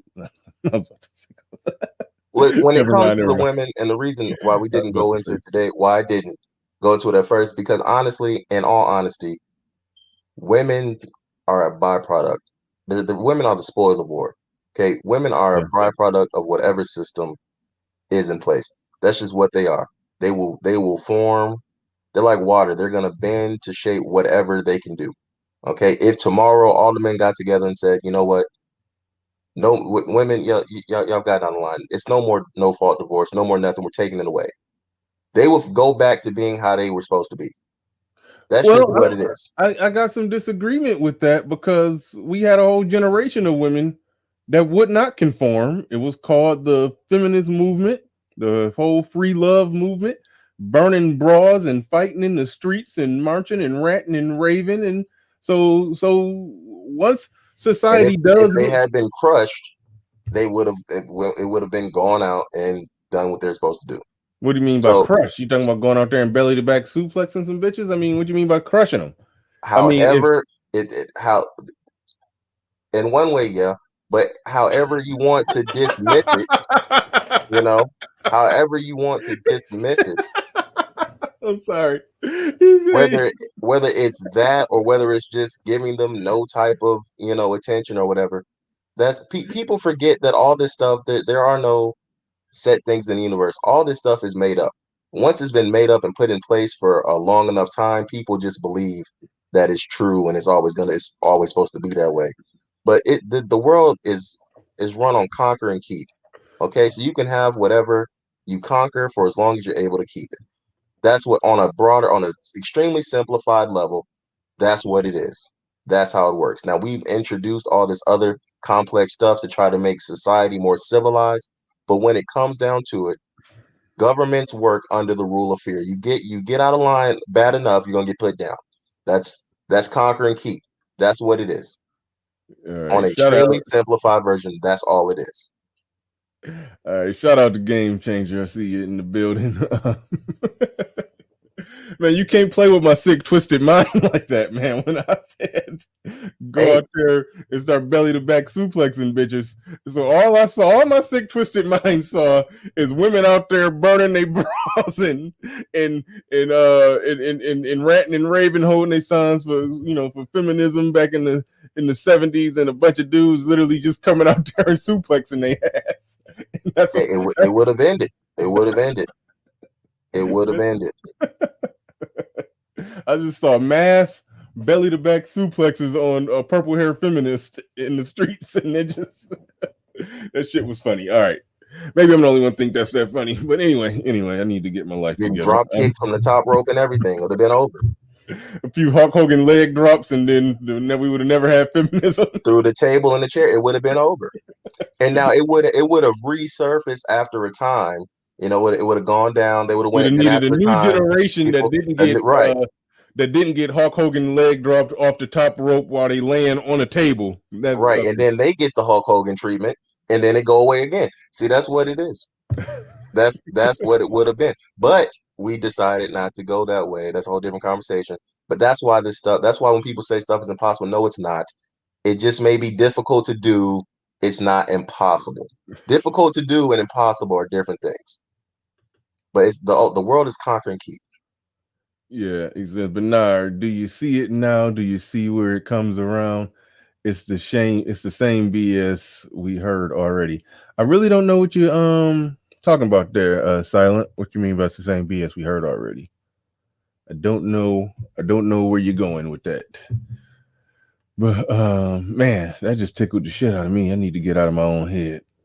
Hood Conservative in the building. He says, I think Black people would benefit from a series of discussions about political philosophy. For example, would an all-Black government get rid of due process or property rights?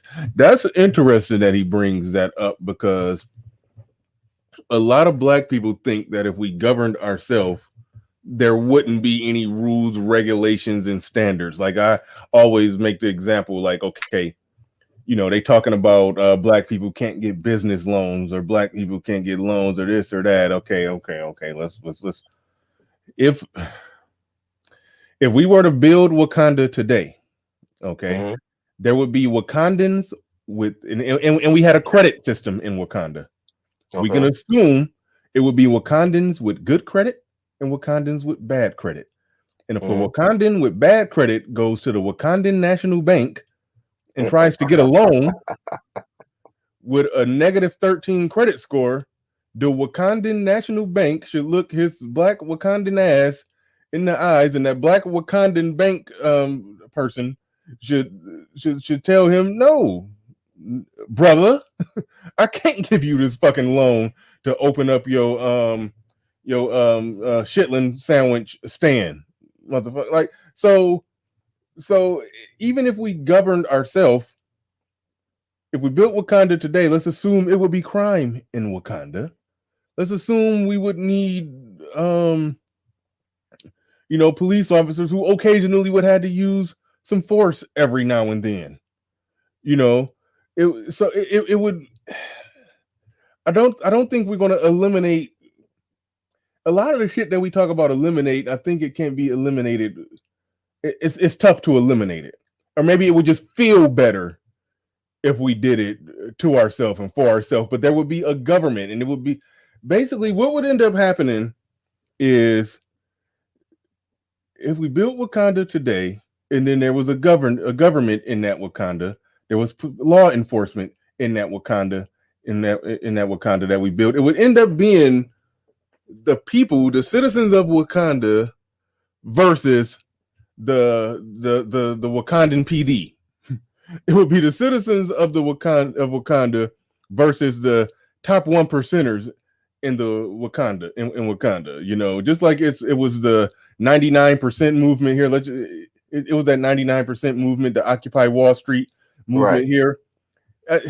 If black people owned 13% of the wealth in this country, it would look similar to how it looks now, where Oprah, Michael Jordan, and Robert Smith sitting on some billions, but the regular average Joe person is still going to be making 50K. We'll be having an Occupy Black Wall Street movement, like in a cap, unless we're trying to create some mythical socialist utopia where everything is evenly shared amongst black people, because that's how black people talk about white America, as if all the wealth, money, power, and resources is evenly distributed amongst all white people, to where Right. even the white guy who's on foot walking to the corner store, he has just as much power as the next white guy. That's how we talk about this shit. You know, the popular black female YouTuber said the most dirtiest, dustiest, dingiest white guy in America has more power than the most richest and wealthiest black man in America. So yeah, so some black people have that view of white people, but they think if we had our own shit, then we all would have power. But no, it still would be an unemployed person in Wakanda who's trying to get a job and struggling at it. You know, it still would be competitiveness. You know, That will fall back it won't be to ideology. broken down based off race. It would be broken down based off who has the most talent, better at networking, who's the most hardworking, who's the most this, who's the most that, and then those that are not winning will be looking up at the system holding them back. But the system will be the same color as the people. They will have the similar skin tone as you, so you can't blame racism. But then you would just turn into the white person, who's like, trying to stick it to the man. You would just turn into one of those. So It will that's why. shift to classism. Yeah, exactly. That long story short, it would shift to classism, and so that's what I think it would ultimately be. I don't think a lot of the problems that we talk about getting rid of, I don't know if those problems are as easily just that easy. I don't know if we can just wash it away by just removing white people. I don't know if we could. No, nobody believes that. People are human beings. Yeah. What getting rid of this is because, hey, you know that you're going through this strictly because of the color of your skin, or somebody's doing something to you strictly because of the color of your skin, and nobody likes that. You've been mistreated because of the color of your skin, and because of that, something you have no control over, because you can't control the color of your skin. You've been subjugated, or you've been whatever, and people don't like that. No, I don't think people are deluded into thinking that if we had Wakanda, that these issues are going to go away. No, that's not the case at all. People are still human beings. We're still going to have human issues. Right. So nobody's arguing for that. That's just going to be now and forever. And that's where the ideology comes back in. If you believe in socialism versus capitalism and all that type of stuff, and that's completely different. All right. We've circled the wagon here and got 200 people watching. What you think, man? You wanna open this bad boy up? Yeah, man, you can open it up, but man, Yeah, I'm you not ready to? trying to convince anybody that water's wet. If everybody feels how they feel about it, everybody thinks how they think about it. It is what it is. But I'm always down for the dialogue. Yeah, those of you that's coming up, I mean, y'all could shoot from the hip or start from scratch with what you think. But if he says some things that you do got some disagreement with, you can put your questions towards JI. Hopefully you got to get out most of your ideas and thoughts, and we can. That's why I want people to put questions to you if it was more that you wanted to get out, because I don't know if I asked every necessary question, but we had a good dialogue. But I do want you to because you got some interesting ideas, and we didn't get deep enough into the blood in the streets, like well, we talked about belly to back suplex and some feminists, but man, that's ultimately what it comes to. The world runs on conquer and keep. All these ideals, all this. People believe that laws equate to right and wrong. They don't. Whoever's in power at the time and has the power to enforce it, that's what's right and wrong during that place and time. We used to have, it was literally conquer and keep. You would take your group of homies, y'all would go somewhere, kill the man, rape the women, take the resources, wash, rinse, and repeat. Hold on to it for as long as you can till some bigger, badder, stronger people or people that outnumbered you, learned some better stuff, came, did the same thing to you, wash, rinse, and repeat. That's what it is. And whoever wins, they get to tell you what's right and wrong. So ultimately, all these laws, it's not about right and wrong. It's about who has the power to enforce it. That's why we will never cut money for our military, because we understand as a country, that's what it all comes down to: violence. That is the number one currency always. Conquer and keep. So whatever your ideologies are, whatever you believe is technically not right or wrong. It's just what you believe. But it comes down to what you can enforce at the end of the day. And that's where Black people lose at, because we don't have the power to enforce any of these ideals. But yeah, whoever wants to come up can come, man. Bringing them on up. The link in the chat. Y'all get on up here. Get your black asses on up. Speaking of, I'm gonna say get your black asses on up. Am I the only one that ever? This just popped in my head that Brother Xavier from the Prophet of Thought series. He kind of sounds like Ronaldo Ray. The light-skinned red-haired dude that was in Friday. Y'all know who I'm talking. You know what I'm talking about? No, I don't. Oh my goodness! I think I haven't seen Friday in so long, man. I don't know, but I mean, I take your word for it. I think his name was Ronaldo. He's a comedian. Old school brother. Anyway. There's two people in the chat that know what I'm talking about. Silent Lamont is in the building. What's going on? Yo, what's good, brother? I ain't gonna be but a second, man. I got to jump into this office, but bring some clarity to a comment I made. Hey, what's going on, J.I.? Salute. Although I got some disagreements. What I was clarifying was, to me, it sounded the long way like the Cynthia G argument. I mean, what's different between that? You niggas are just conquered and haven't built anything. That's why your women not following you. What's any different than what he said? I mean, like I said in the chat, you got third world women coming over to America, being loyal to men in shacks. You feel me? Wait, hold like on. Niggas got to be super nigga to get respect. Every other group is under the thumb of the same white man. All right.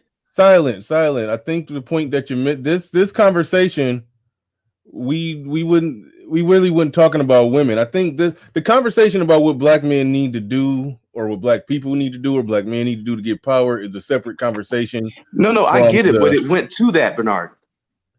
That's why I said, do you see how it took the long route? Like, I knew that. The thing is, I knew that shit was coming. I'm waiting for it. And then when it drops, I'm like, there it is. Do you see what I'm saying? I'm always waiting on that fucking shoe to drop. So when it does, I'm like, okay, there it is. That ship is never fucking late. All right, I see what you're saying. I see what you're saying. Let me respond. Yeah, I'll let you respond. But you sound like you're saying you did ultimately smuggle that in at the end. And if we do all of that, then the women will act right and respect and submit and this or that or blah, blah, blah. Yeah, I speak against that argument. I didn't even notice that you exactly made it, but that's what Silent saying you did. So go ahead. I'll let you. Come on, man. I'm using my nigga ears. I got you. All right, hey, J.I., those salute, man. Keep doing your thing, man. You know me. We can disagree and still be friends, bro. The general peace. Oh, yeah, all day. Is that the same white girl or is that a different one, man? You just popping up with a new white girl. Just pop up with a new white girl every day, man. Damn. I'm the white girl whisperer, man. Damn, the white girl slayer. All right, go ahead, J.I. All right, so I would say a big difference between me and the Cynthia G. Cynthia G sounds like she has, and I don't watch her videos, so I've only heard clips of her. Like she's been on O'Shea, she's been on it because she just seems like she hates black men. I don't hate black men. I don't give women an excuse or a pass for their behavior. I don't give them a pass for their behavior because black men haven't done X, Y, or Z. They get to do no. But I understand also at the same time, women are not a goal. They are a byproduct of success. So when it goes back to what I was saying earlier about the conquer and keep. When you were a Viking and you went over and you conquered whatever, and you busted the woman up in the head a couple times, she got with the program. It wasn't about nothing else. It wasn't about what came before. It was once you were in power and you busted her upside her head a couple times, she got with the program. Once you hit her with the suplex, she fell in line. That's old. Now, we don't live in a society now that permits that, nor am I trying to say that. I'm saying women are a byproduct of success. They do what men allow. That's what it is. They do what men allow. That's why women are different with pimps than they are with regular men. And a lot of men don't understand, well, what's going on? Because he has expressed his directly, physically, okay, and mentally, his authority over her, and she submitted to his power. Now, on a large scale, women act the way they do because us, particularly, we are not in a position of power. I don't give them an excuse for why they do it. I don't think that that's okay. Okay, whoa. So do you think that Hispanic women and white women ultimately act the same way towards regular average Joe Hispanic and white guys? No, because they mostly have. I think you can contribute it to the lack of fathers as well. Because women, our lack of fathers in the household or whatever contributes to the disrespect that we have because women aren't raised to see it. I'm not excusing their behavior. Well, you said a lack of power. You said you made power the standard, and I'm like, the average Joe Hispanic guy and the average Joe white guy don't have no power. They just dudes that work for another dude. So that's why I don't think you can put power as the ultimate reason. Because if you put power as the ultimate reason, and by default in the capitalist country that we talked about, where you said the best of us will rule the rest of us, only the best of us will have that actual rule and that power. So that's what Silent was talking about, where you're giving a free pass to everybody in the 90% or below that's dealing with women in that realm or range. That those women got free reign to engage in order to keep the party rolling on the fuckery. That's what Silent was talking about. Okay, well, let me clarify. No, I'm not giving them a pass. Okay, they don't have a pass on anything. I'm not giving them a pass for their behaviors. Let me make that clear. I am not giving them a pass for their behavior. Period. Okay. Period. And now when I made the leap, when you said the Hispanic people, whatever, they're not in power or whatever, and I said that's probably because of the father things, it all jumbles in. But what I'm saying is, if you are in power, a position of power, and you straight carte blanche can do whatever you want and exercise your will, okay, the women will just fall in line, period. But Okay. men in this country, other than those who are in positions of power, can do that. But it seems like now I do see what he mean by a Cynthia G argument. You're basically saying every white guy by default has power. No, I'm not saying every white guy by default has power. We can break that down. We can break it down into other reasons. Okay, I'm not even gonna say the power thing is the only reason. I'm not saying that the power thing is the only reason why women aren't doing what they're supposed to do. But I am saying if you have power, let me make that distinction. I'm not saying power is the only reason that they're not doing what they're supposed to be doing. I'm saying though, if you do have the power, like the Vikings, whatever, you don't have to worry about women, whatever, because they're going to fall in line by default. Okay. No, they're Is not. what I'm saying. No, they're not. And here's the power lies within you as a man. The power to simply walk away and not deal with the fuckery. That's where the power That's is. fine too. But no, Hold on. see, I'm not here to making this argue. about women Hold on, I'm or not saying caring that about you women. are. No, let him lay I'm it not out. saying that you gentlemen lay it are. out. But now Okay. that we're here at this particular point in the conversation, here's what it is, man. You see, men have power. They just don't know that they have it. They don't know how to exhort the power. Case in point, as it opposed to relationships, which is what we talk about a great deal in this particular spectrum of Black YouTube. Okay. Anytime you're dealing with a woman who's on some bullshit, if you haven't put a baby in her, guess what you have the power to do? You have the power to get up, even if it's at dinner, you have the power to get up out of the bed, even if you're fucking her, and say, you know what? You're not it. I'm done. And walk the fuck away. And not call, not text, block, and all that other shit. You see, I'm getting tired of this same old conversation about we as Black men don't have any power. Sure we do. We just don't know how to use it or exhort it when it's time to use and exhort it. And when it comes time for us to go to the voting, to cast the ballots here in a month or so, right? When it comes time for us to do that, we have to make a conscious decision to vote our agenda, be it democratically or republicly. That's where the power lies. You have to vote what's in the best interest of yourself, because you can't get mad at women when they're voting what's in the best interest for women. If they put something on the ballot to say all men must take a wife regardless of what she looks like, how fat she is, how ugly she is, that's decreed by law. And then when them people knock on your door and say, hey, you a single man? Well, yeah, I'm a single man. Here's your wife. If you don't vote against that, then you have no other choice but to accept it. Start exuding your power where you need to exude your power. Simply walk away from the bullshit no matter what it is. If you think it's bullshit, don't deal with it. Don't settle for it. We're not in disagreement on that. Let me clarify this because it's being misconstrued. I am not saying. Well, first off, I'm for MGTOW and that's why SBM. I've already said that multiple times. That is powerful. I'm not saying that Black men don't have power. That is not what I'm saying. This is being taken the wrong way. And what I'm talking about isn't about women anyway, because I believe women are just a byproduct of whatever is. So I'm not talking about women per se. When I said that if Black men had the power or whatever, it's from you can set the laws in such a way that you don't have to worry about their fuckery or anything. Just like in the Middle East, they don't have to worry about some of the things we have to worry about. Feminism isn't as prevalent there. So it's not just the people in power that are going to benefit from it. It's a roll down effect. Once your group is in the power, your group can set the laws so that your group, everybody that falls under your umbrella, has that same respect. Is what I'm meaning by it.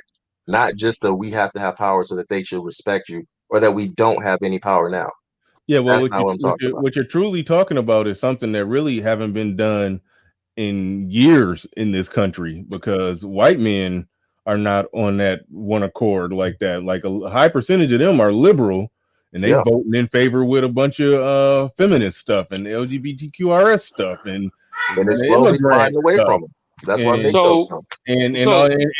And when you look at that, and even with the Republicans, they're not passing laws that give men, white men in particular, or any type of man, any ultimate type of society. You got to mute. I mean, I'm gonna mute you up, Coach. Okay, good. You muted yourself. Cool.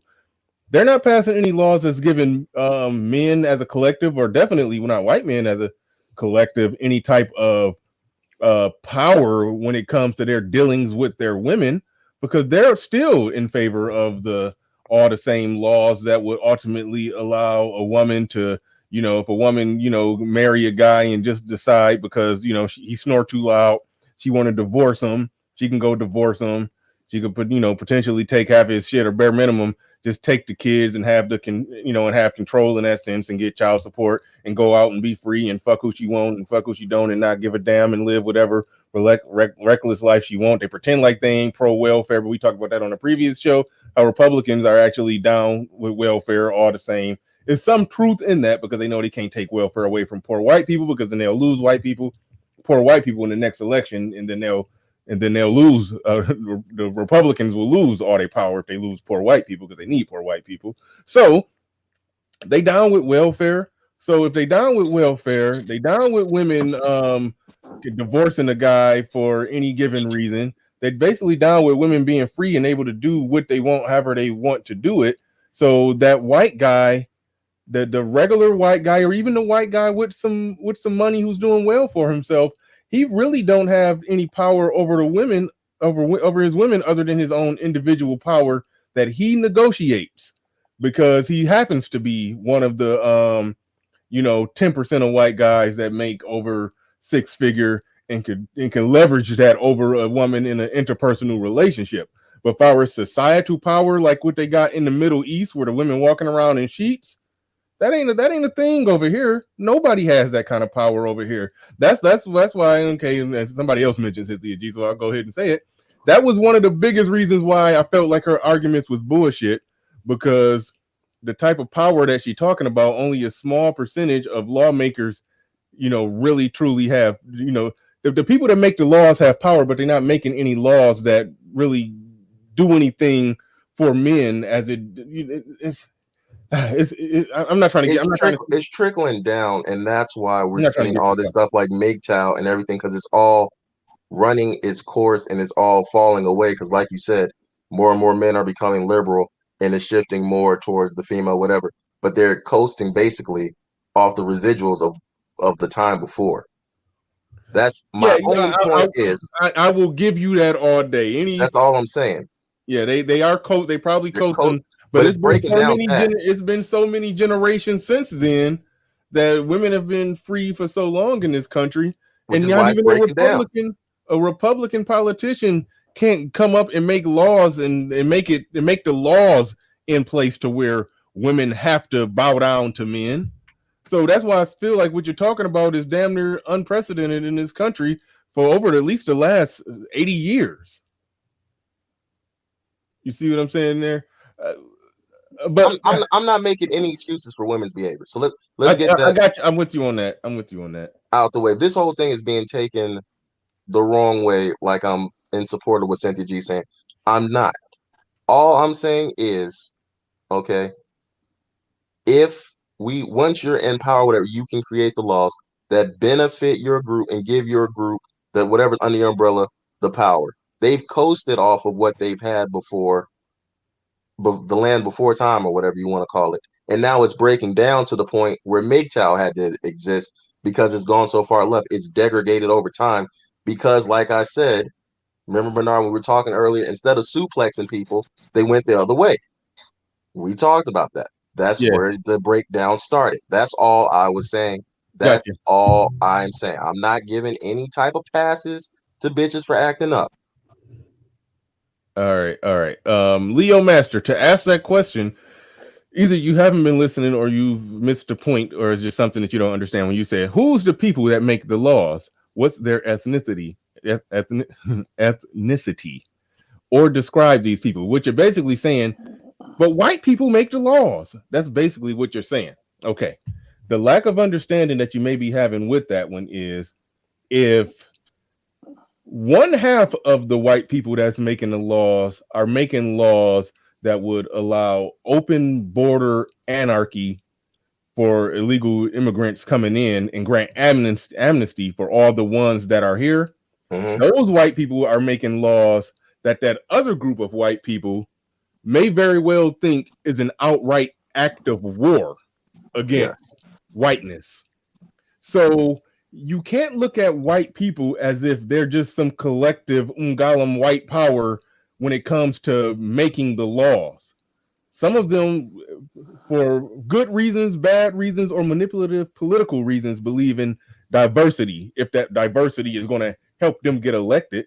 So they're passing laws that's going to be more favorable and friendly to, you know, the shit that I just said, the open border anarchy and the amnesty for all illegal immigrants, which is going to ultimately make white people not even be the majority in this country in the next 20 years. So wait, is that half of the white people that make the laws would vote in favor of laws that would make it to where white people, you know, 30 years from now would possibly not even be the majority of the lawmakers.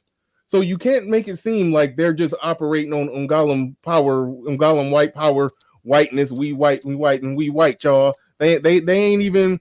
They own. Wait, some is that the Leo shit. Master, Bernard? Is that the Leo Master, or is that to me? No, that's Leo Master.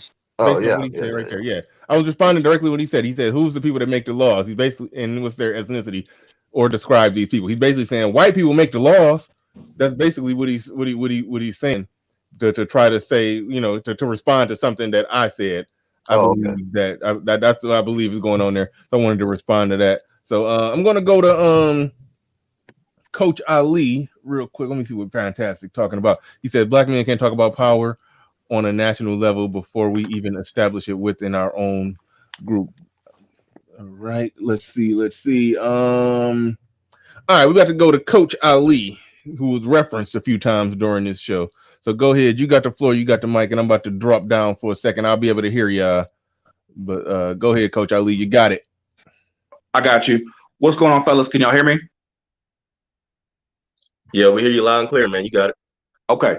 I won't be very long because I have a meeting at 1:00. But shout out to the general. He said something that was very important that you definitely wanted to expound on, is that men have power.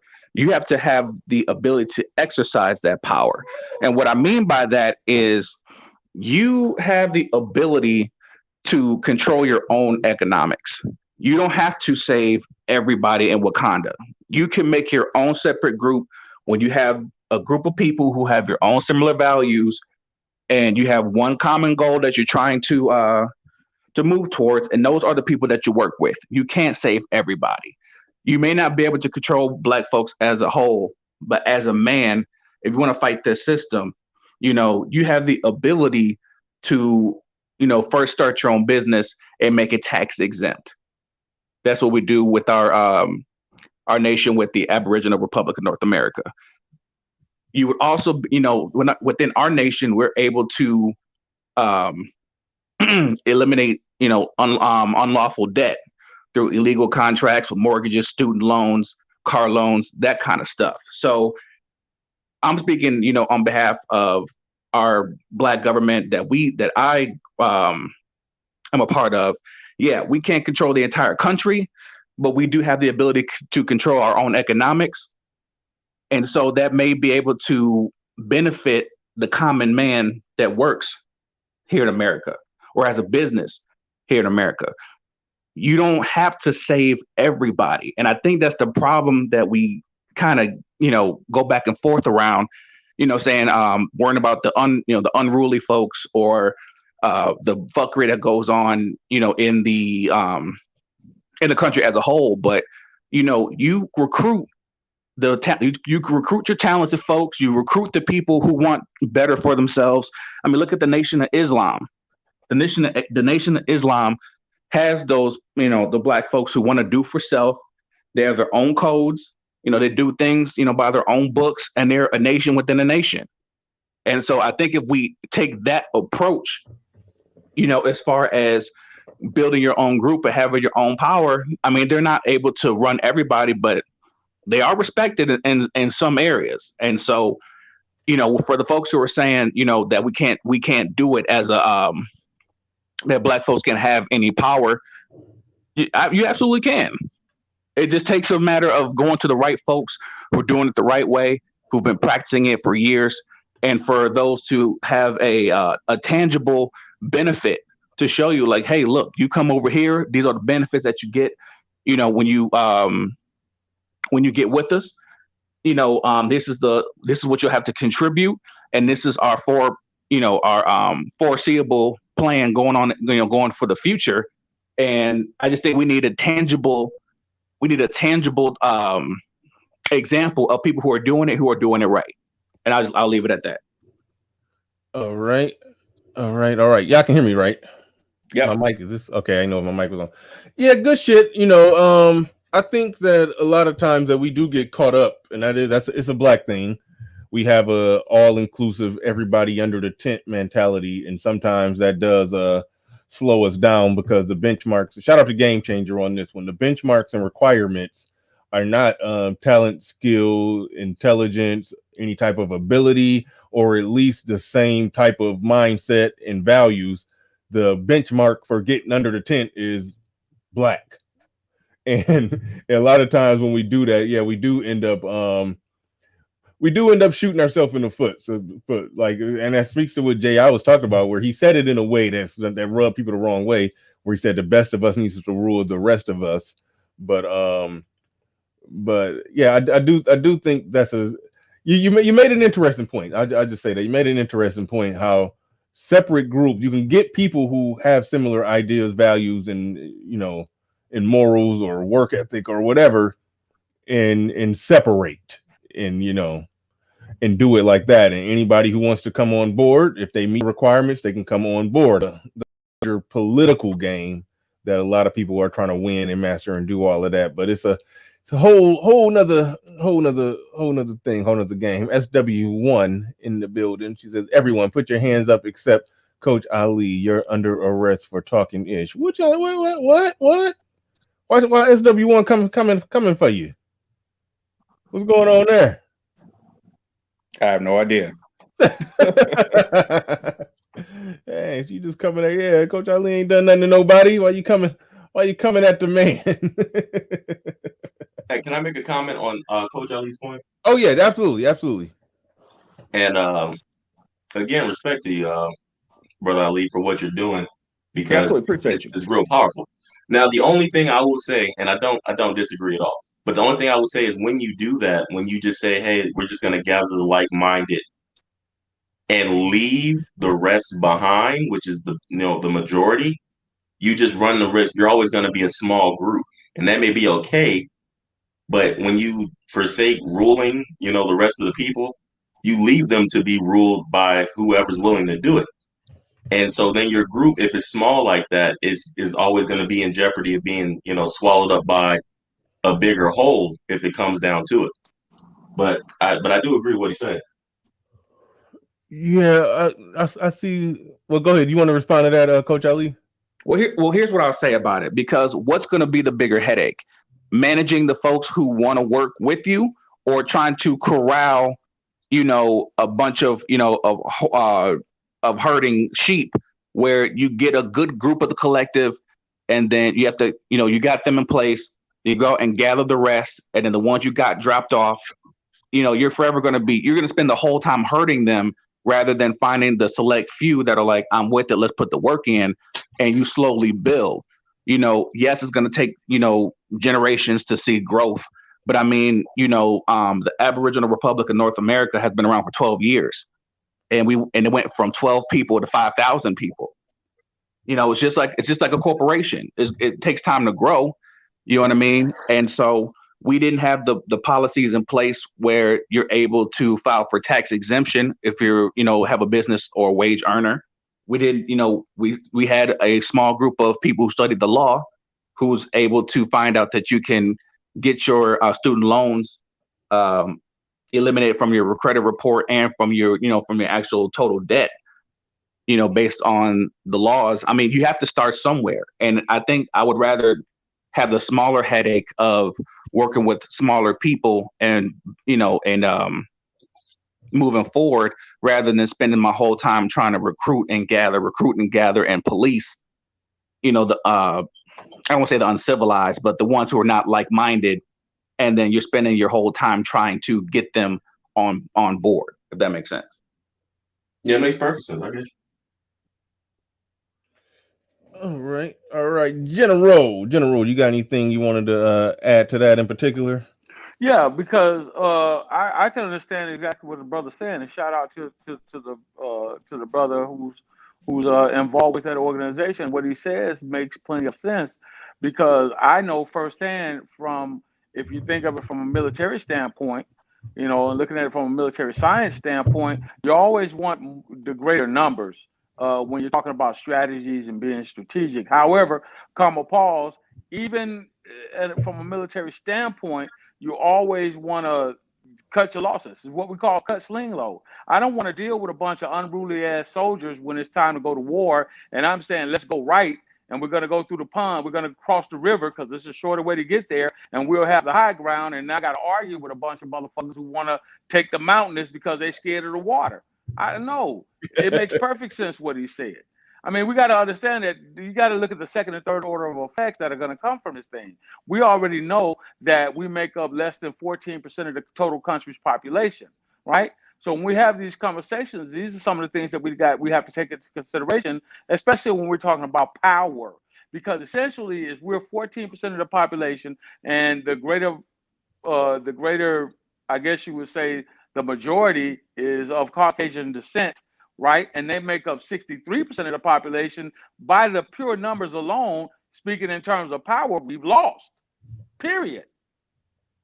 It's this point blank period. So when we have these conversations, I think a lot of times we want to think that we are doing more than what we actually are doing, when in fact, we didn't put President Obama in office alone, the first black president, by ourselves. We're not making these laws that affect black people, by and large, by ourselves. We just don't have the numbers. That's where the power base is. The power base is in your numbers.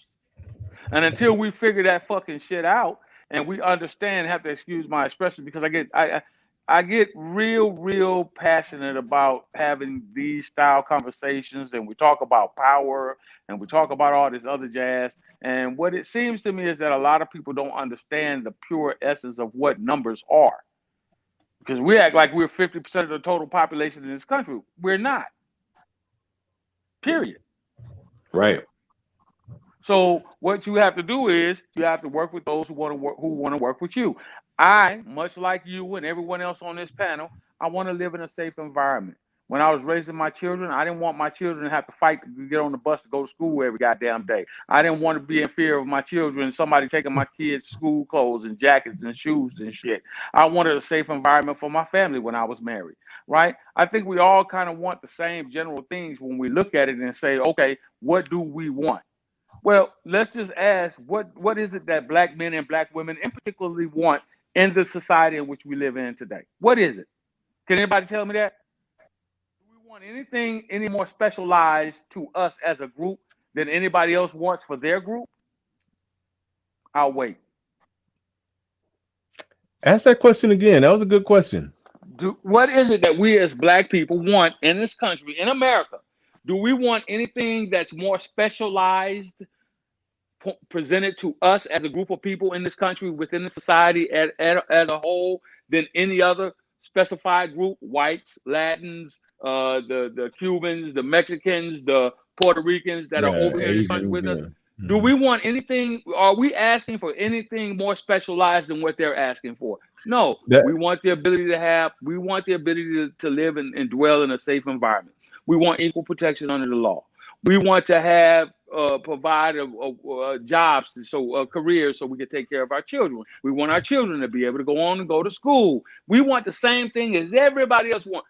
Are we asking for special trips to the moon as black people when everybody else simply wants, simply just want to get on the bus and go to work, or get on the subway and go to work? What are we asking for? You raise a really good question, because when I hear a lot of people talk about how it was no black agenda, or what nothing in there for us, or what was in there for black people. I've always asked the question, okay, what is it that we want?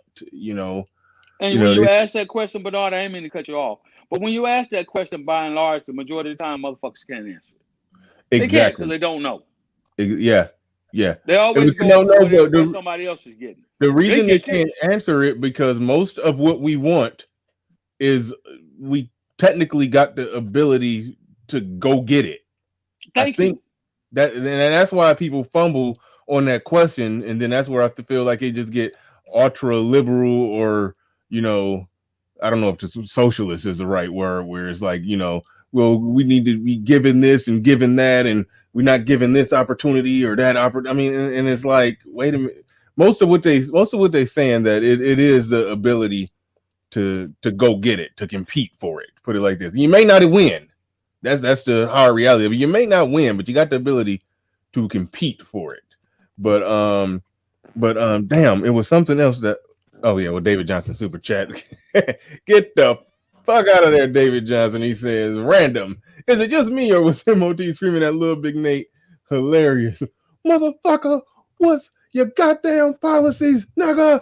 Policies, nigga. that shit was funny, but on a serious note, because Lil Big Nate left after that. And I hope Lil Big Nate comes back. Got nothing but love and respect for Lil Big Nate. And it was a situation where it got out of hand. I thought I got it under control, where they could have had a conversation, but Lil Big Nate didn't want to stay on if MOT was still on, because he felt like he was, disrespected. And so I hopefully he comes back. Hopefully he comes back, because nothing but love and respect for Lil Big Nate. But hold on, Burnt. When was that stream? You want to go watch it? Yeah, that was a few days. That was a Saturday show, so not the last show, the one before that. Oh, it was Saturday. Okay. Yeah. Somebody got it time stamped in the comment section just for your convenience. You can go so you can go right to it. It was. But you see, ergo, yet again, the problem, right? So there was a comment that was made, something about the best of us should govern the rest of us, or some shit like that, right? And I'm sorry, say again. I said, Okay, so you see, that's what you would have. That's what we've already went down that road. This is where Jesse Jackson and Ralph Abernathy and Dr. Martin Luther King, and they were quoted to be the best of us. So that's who was out front. Well, we know what happened to Martin. We ultimately know what ended up happening to Jesse and what happened to Reverend Al Sharpton. We know what happened to them. They got bought out. Shit, let's stop playing. Let's stop playing that like our people won't goddamn me sell out to the highest bidder. We just got to be honest with this thing. I mean, point blank and period. Are you disagreeing that the best of us should rule the rest of us, or I'm disagreeing with that 100%, because what you may think is best for me I may not think is best for me. So I ain't going along with that bullshit. Wait, no. When he said that, one thing that he was talking about, he was basically talking about. I asked him, what did he mean by rule? Because people don't like that word, but I don't like it either, to tell you the truth. But if he's talking about the best of us need to be employing the rest of us, that's fair, because that's essentially how it is and how it works. I mentioned Sam Walton, who was one of the top 6 richest person on earth when he died. He owned Sam's Club and Walmart. He employed millions globally, So it was a lot of, regular low-skilled white people and black people who essentially ultimately went to Sam Walton to get a job. So in that way, he did rule over them, rule over them, even though that may not be the right word, but I mean, he technically ruled over them. He controlled that they, made minimum wage or a little over, that they couldn't work. They used to have people at Walmart only working 36 hours a week instead of a regular 40, because if they work 40, then he had to pay them health insurance. He didn't want to pay nobody health insurance. So in that way, he was ruling over them, but at the same time, he was providing jobs for low-skilled people who needed that job, working that register or stocking them shelves. So, so if you're talking about the best of us need to rule over the rest of us, if you're talking about our, talented 10th or top 1%ers creating jobs and businesses that employs black people, lower skilled black people, or even skilled black people, and provided jobs for them. And the rich black person in the equation does turn a profit and hire his people. That's a win-win. So if that's what Jay I was talking about, which I think he was, Archer J, you can come back on. My fault. I saw you in the back chat. If that's what he's talking about with the best of us ruling the rest of us, I think it's a good thing. It's just that we don't like that word rule. And, you know, and we live in a free country, democracy, capitalism, ain't no rulership.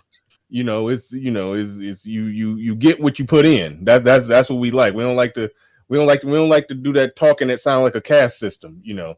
So that I think that's what people just reject to the language. But when he flesh out what he mean by rulership, I understand. I mean by the best of us ruling the rest of us, I understand it. Ramil talked about that. We need to employ our people. Hey, Brother Bernard.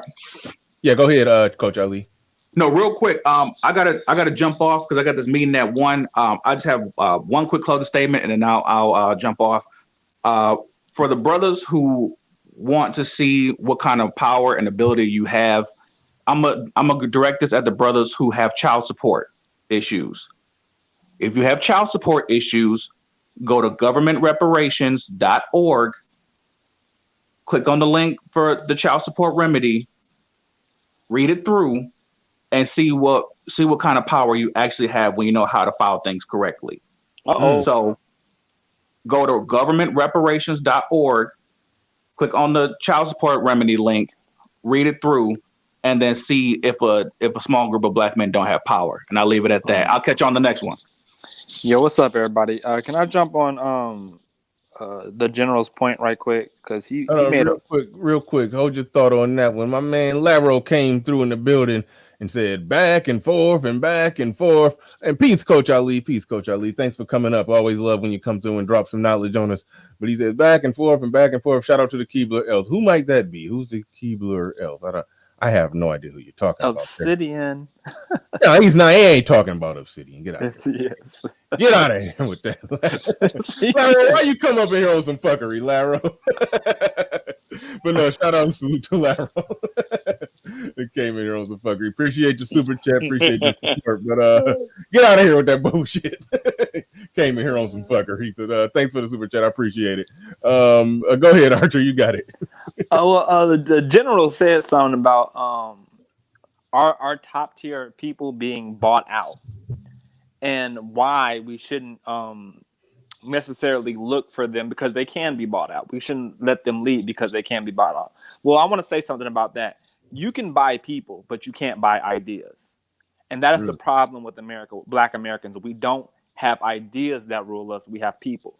We have a complex with looking for a messiah. We have a messiah complex where we're looking for an individual to save us. What we like because he's charismatic or whatever. But we like the individual, and we basically look for him to come through and save us rather than a group of ideas. You see, you can't buy out a conservative or a liberal. You can buy out the politician, but you can never buy out the ideas. Once the politician's bought out, everybody can see he's no longer living those conservative or liberal ideas. Therefore, he is no longer a part of that camp. Black people, our camp cannot just be our skin color. It has to be a group of principles, a group of political ideas, and a group of lifestyle we want to live. That cannot be bought out. You cannot buy out an idea. You can buy a person. So when we stop worshiping people and start worshiping ideas and solutions, political ideas or social ideas, we will get a better result than we will when we worship a person like Al Sharpton or anybody else who can be bought with money. Okay. Okay. I agree with that. The reason why I said a leader, and people got wrapped up in, I tried to explain further when we broke it down and delved into it. People still need to see, which is why when Bernie said, do you really mean like a spokesperson, whatever? Yeah, we can call it spokesperson, whatever you want to call it, because people need to see a point of reference that embodies those ideals. But I agree with you, Archer, that, yeah, it should be based on those ideals. But we still do need a spokesperson, a leader, whatever you want to call it. People get, touchy about words. whatever you want to call it, we still need somebody in that position that people can kind Yeah, of look to, yeah, because that's but human nature. at that point, you're putting the cart before the horse. First, you want the ideas, then you get the person to represent them. You don't get the person first and then, get the ideas as you go. You get a foundation, you get a platform, then you find somebody to pitch it. Yeah, we said that. We agree on that. Okay, cool. Just want to make that clarification for the audience, since we agree. And awkward silence. Well, again, I approach everything from the standpoint of leadership and from a standpoint of being organized. Okay. You have born leaders, you have made leaders, you have taught leaders, you have raised leaders, right? In my opinion, the best way to go, the best person that I would look like to say, okay, that's the guy that I'm going to ride with right there, is somebody who's a born leader. Because a born leader will oftentimes go on his instincts, and you get the truth from them. You know what I'm saying? A born leader generally is pretty genuine with their thoughts and their ideas, so to speak. I think it has to be, in my opinion, it has to be leadership by committee. That way, because we know what they like, we know what the powers that be, we know how they operate. They like to take the head of the snake off, and you kill the organization or the movement. This has been a practice that they've used since we've been in this country, and since we've organized, even since before then. Even in their own politics is what they do. They kill the leader, and then the idea goes away. So you have to have organization by committee. That's I would just argue how. there was never an idea. That's why they were able to kill the leader and kill the There movement wasn't. with it. Well, then you have to know history. There was ideas. The Panther Party had ideas. SNCC had ideas. The Muslims had ideas. They had an ideology that was shaped and formed. And then J. Edgar Hoover came in, and what did he do? He set out to dismantle all of these organizations, knowing that once you got rid of all of the elders' leadership, once you got rid of all of the knowledgeable people, nothing but chaos would follow, because everything would fall through. Again, this is where you have to understand how history kind of operates and how it repeats itself from time and time again. That's all I'm saying. Not here to argue with you, because we know that now this new generation of black men in particularly, and of young black women in particular, they have a different ideology and a different thought process on how they want to live life or how they think life should go. So for us as elder statesmen, we sit back and we look at it and be like, yeah, okay, it'll work for a little while until they figure it out. There's nothing new under the sun. So what we must do is we must try something not necessarily new, but we must try something that was working before, but it was snuffed out due to our own failures. I mean, I wasn't around back then, so I'm not gonna sit here and act as if I knew what the Black Panthers were plotting or what type of ideas they had. But as from my life experience, I can say Black people don't know how they want to be governed. With a white government, or even if they have the ability to govern themselves, we don't know how we want to be governed. Not as a whole, but I just told you, I just laid that out as eloquently as I could a moment ago. Oh, I understood it. I think that most Black people, within a certain realm, we do understand how we want to be governed. We do understand what we want, how we want to live our lives in this country. We have a pretty good goddamn understanding of what we want. I disagree. I disagree. If I was to make Black people all take one course, it would be a civics course. I think when it comes to civics in general, we are the least knowledgeable group of people. So you're gonna make somebody take a course that was never designed to include them. That's what you. That's your goddamn. If it was designed to hold on. The information is there. The information is there. Yeah, but hold on. Wait. Time out. But the information is infucking correct. That's the problem. Time out. Wait a minute. Civics work is incorrect. Hold on. Can y'all hear me? Yeah, I hear you. Yeah. All right. Explain that for those that don't know, and I halfway understand it, to be honest. What do you mean by when you say when he suggested he would have Black people take a civics course, and you say that it wasn't never meant to include us? What exactly do you mean by that? We're under the illusion of inclusion. I don't know how many times, how many worldly scholars have said this, and if you really look at it, that's what it is. You're talking about civics. So how does civics, American civics, affect us, Black people in this country? Go. Well, we're Can I? American. We're American citizens. We vote and Exactly. contribute to the But I'm government. And elect asking. It's people, like and we didn't- if you're put in the middle of any sports, how does knowing the rules affect you if you're forced to play the game? yeah, It's like All right. you gotta know the rules. And if even if the game was not made for you, you're now being forced to play it. Know the rules. Know how to operate within the game. Know what a double dribble is. Know what will get you a flag. Know the rules. And that's civics. And we don't know the rules. We talk about all this shit we want, but we don't know how to get it outside of standing on the street and begging for it. I think a good way to explain. I'm gonna go right back to you, General. Mm-hmm. But I remember when Ramil came up here and he talked about how he had got pulled over, and this is recently and it's still ongoing. He got pulled over. They had asked him some questions and they had tried to do some shit, and he knew that the shit that they was doing was illegal, but he sat back and let them do it, watched them do it. I think he had his little maybe his webcam on his car on and all of that, so they on camera doing some illegal shit. He knew the law, he knew the rules. He ain't complain. He ain't pulled no. Why you pulling me over? Why I gotta get out the car? Why I gotta do this? Why I gotta and, he ain't do none of that nigga shit and get wrestled down, trying to fight for his rights in a MMA wrestling match in the middle of the street with the police. No, he let them go ahead and break the law. Watched them break the law, recorded them breaking the law, kept his cool, and then when all is said and done, when he had his day in court, he explained how they broke the law, and why they broke the law, and pulled the evidence to show that they broke the law, and he filed a lawsuit that he just won, and he said he's going to do content showing after he get his check, he's going to do content showing it and explaining how he got his check. Why? Civics. He understood the law and civics. I did have to Google the definition. The study of the rights and duties of citizenship. That's what it's talking about. So when you when you understand rights and duties and all of that stuff, you understand what you're supposed to be doing and what other people are supposed to be doing, and then they do the wrong shit, then you can use the system to hold they ass accountable. And make their ass go off sides. And black people don't be understanding that, and they get caught up in that, and they get caught up in the shit, and then they just want to play the race card and be like, no, it's because I'm black. It's the da-da-da. No. It's you either win or you lose. Like, put it like this. When I was going through my whole custody battle and proceedings and everything, the first time I tried to do it, I half-assed tried to do it by myself. And the lawyer basically, in so many words, told me that I was in the right and I got a good case. He couldn't work with me because I wasn't doing it the right way. I didn't file the right thing. I didn't do the right thing. So I just said, fuck it. I just had to go in the hole and drop a few $1,000s on the desk of a lawyer and be like, hey, do this shit the right way. Here's the evidence. This is that, blah, blah, blah.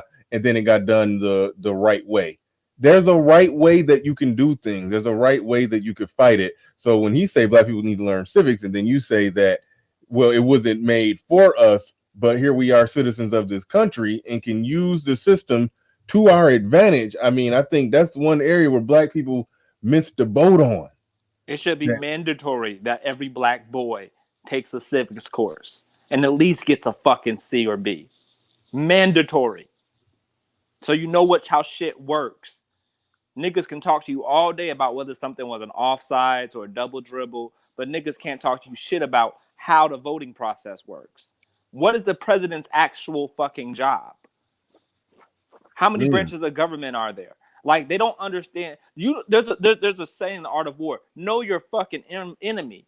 Information, the side with the most information wins the battle before it's even fought. You know how they work, you can dismantle them. You don't know how they work, but they know how you work. They will play with you like cat food. Cat food? Like cat food. Like cat fucking plays with a mouse, basically. Oh, okay. I was thinking like the actual cat food, like the little kibbles and bits. No, I'm not talking about I was like you were talking about the little pellets that they put in the bowl for the cat. Like, no, them little crunchy little pellets. No. But anyway, okay, I may have forgotten more civics than I remember, but I will ask you a question. What constituted Africans or melanated people in this country as being citizens of this country? What was it? You're the civics expert. You're saying that everybody should take civics. Tell me what constituted black people as... I But never no. said I was an I didn't say expert. you. Well, That's different. See, that's history. Well, History and civics are two separate things. I'm asking you. Well, they work hand in hand. It was They because do of our work history. hand in hand, but they are Okay, separate. so Hold on, wait, let him okay, ask his question. Let him get his question okay. out. So I'm asking you. Bernard gave us the definition of what civics means, right? He just read that definition to us. So first of all, you have to be a citizen in order for civics to apply to you. That's first of all. That's first and foremost. It's really fucking basic, but we try to make this shit into Chinese arithmetic. So I'll ask this question again. What was it that constituted black people, slaves, our forefathers, along all the way down through our line and our grandchildren's line? What was it that constituted us being granted citizenship of this country? I have no idea. Please enlighten me. Bernard? Maybe you Oh can no, answer that. educators. I've heard somebody make a compelling. The 13th Oh, and okay. Oh 14th yeah. Got Amendment. you. Okay. Yeah. And if you read the 13th and 14th Amendment, you will know that they put certain language within those amendments that still didn't grant you citizenship. Didn't. Okay, so is your argument today? So that this is why. I'm so sorry? you shouldn't learn citizen. You shouldn't learn civics. I You didn't. shouldn't That's learn how not the what government I'm not works. against. I'm not against education. I'm simply telling you where some of the problem lies and why we have some of the problems why we're Well, going still. that's what we do a lot when it comes to black people. When a solution that actually will improve our odds, not saying it will save us because there's no such thing as a golden bullet, as that will improve our odds in operating in a hostile environment is proposed. We want to go back to history. Fuck history. I'm talking about what to do next. No, I'm talking about what to do next going forward. Right. History is important, but when you dwell too much on it, you become fucking stagnant. This is why. And we're talking about what black men need to do going forward, and you're talking about why we can't do it because of something that happened in the past. Okay. All right. Well, let me try to flesh this out. General, are you saying that? And I've heard somebody make an argument recently that black people currently today, are not citizens in this country. Mm-hmm. That's your argument. Mm-hmm. That's my argument. Read it. Read it for yourself. We were granted certain liberties. So what? But read it for yourself. Who cares? So what? Well, the reason why it's important is because we're still fighting against the same system that we were fighting against under slavery, under Jim Crow, the Black Codes. That's why history is important, young man. And exactly, and that's why you need to know civics. If you cannot change, if you don't go back and make them force the system to make you a full-fledged citizen, thereby granting you the same rights as others in this country, we will forever be fighting the fucking undertone war that we're fighting. You will ever be fighting if you don't know the fucking rules and how to win. So that's why you need to learn civics. Learn the rules, learn how to win. It don't matter if you're not a citizen. It doesn't matter if they don't like you. It doesn't matter if all the white bitches in the world don't want to suck your dick. It don't fucking matter. Learn the rules. Learn the rules that don't apply to you. That makes a lot of sense. It don't matter if they apply to your enemy.